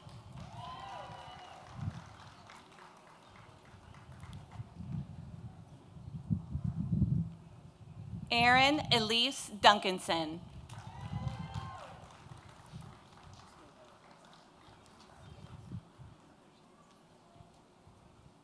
Allison Trigger Elwanger.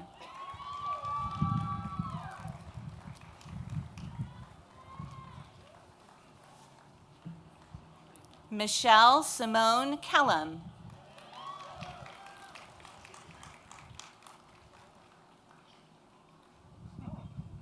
Nathan Aaron Miller.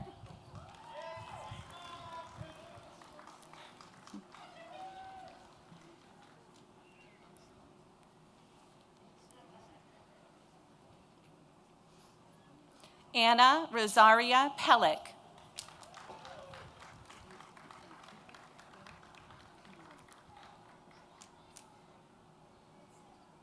Amber Delari Rhodes.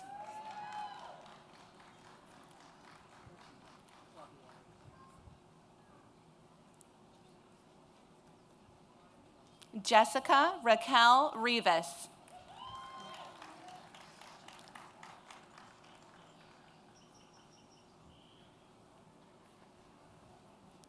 Barry Wade Smith, Jr.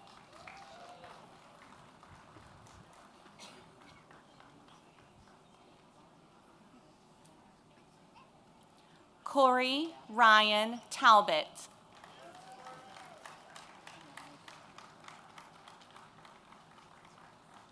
Courtney English Talbot.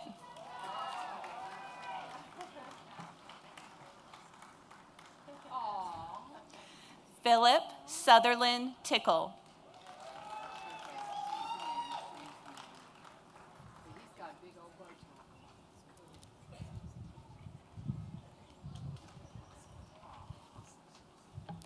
Grace Eileen Wyant.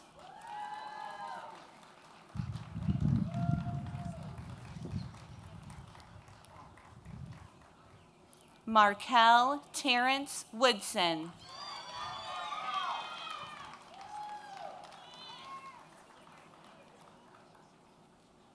Catherine Lee Zay.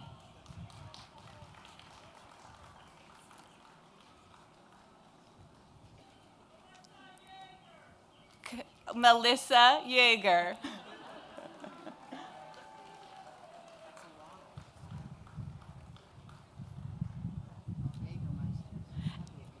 Congratulations, graduates.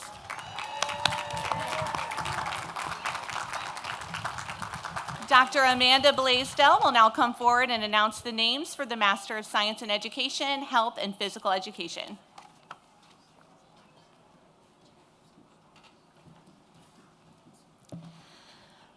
Fellow health and physical education teachers, it is with a full heart and profound respect that we celebrate not only your accomplishments in your master's degree, but the accomplishments that you will continue to make and the lives you will continue to impact throughout the rest of your career.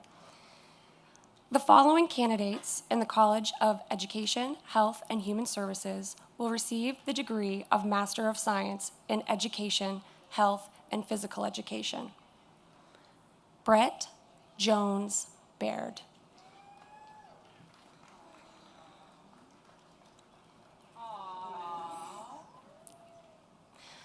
Clayton Nathaniel Bonner.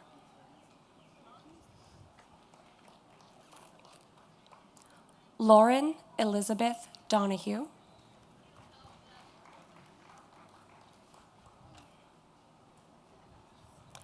William Foster,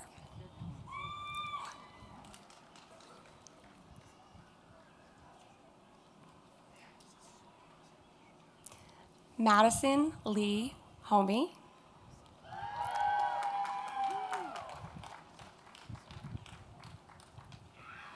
Congratulations, graduates.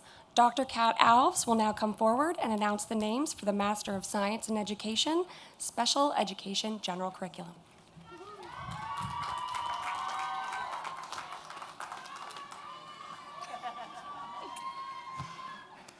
Well, congratulations to all of our graduates. We are all very proud of you all for completing your graduate coursework while working as full-time teachers during a challenging year in education. So well done. The following candidates in the College of Education, Health, and Human Services will receive the degree of Master of Science in Education, Special Education General Curriculum, 5th year track. Mackenzie Marine Kinter.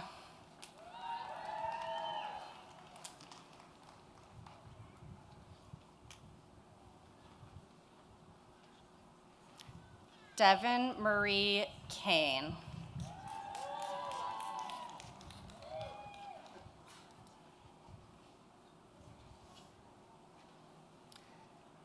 Kinsey Marie Martin.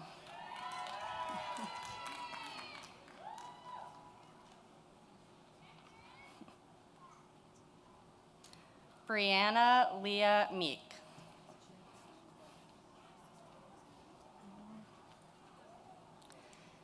Henley Marie Mosley.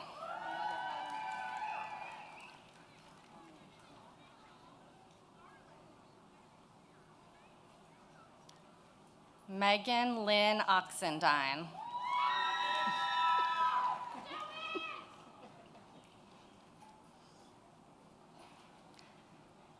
Anna Elizabeth Queenie.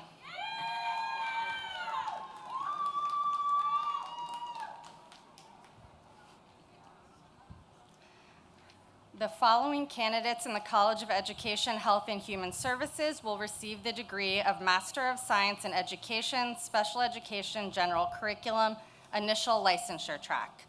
Marissa Colleen Hodges.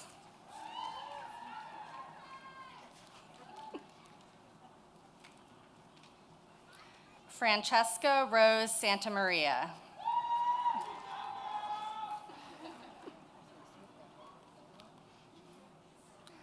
The following candidates in the College of Education, Health, and Human Services will receive the degree of Master of Science in Education, Special Education General Curriculum Licensed Teacher Track. Amanda Frances Anderson.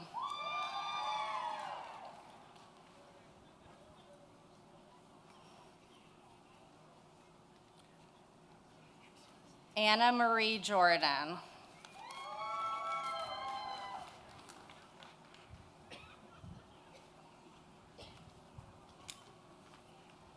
Emily McKenzie Mazingo.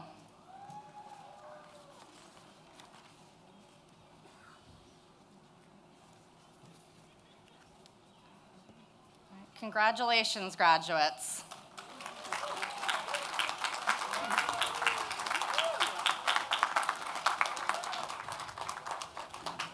And I get the honor now to ask all the graduates to please rise so we can give you an unbridled outside voice cheer.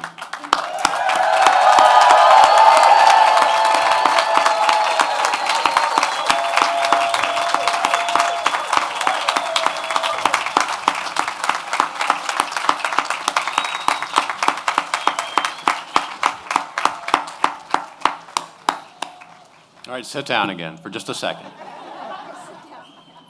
Dean Perry is going to ring us out, and then we will have the alma mater, and then we will have the recessional and a party.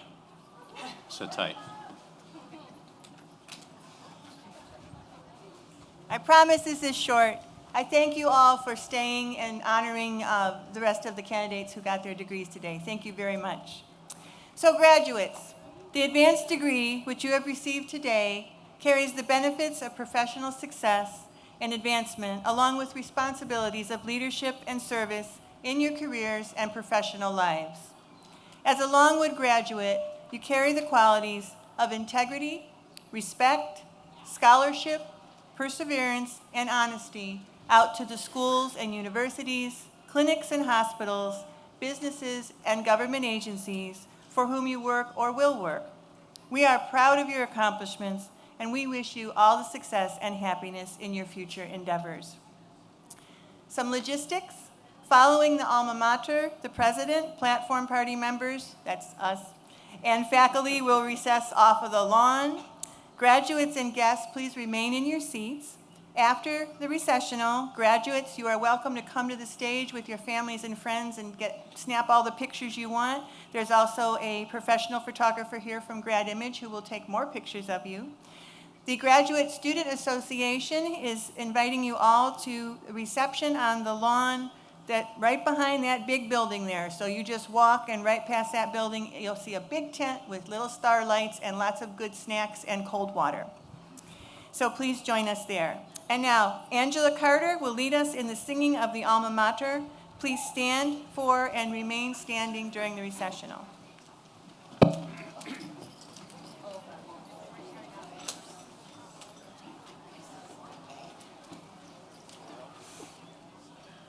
Faithful and devoted be thy sons and daughters forever. Hail to thee, dear alma mater. Hail to thee, all hail. Onward ever, Longwood, proud and true eternally. Thy love will always guide and protect and keep them faithful to thee. Thy love will always guide and protect and keep them faithful to thee.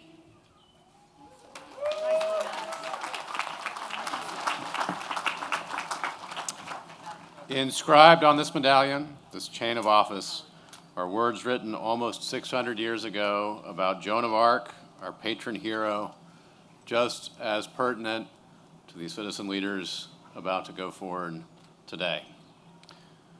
Who, in the moment of victory, remains inaccessible to vanity and hate? Who, in the midst of popular enthusiasm, lives in humility and prayer? Who, in the universal crush of ambition, covets neither profit nor honors? Go and do great good, Lancers. Godspeed. You are on the heart of the alma mater always. And Dr. Apperson, please retrieve the mace and begin the recessional. Our commencement exercises of the day are complete.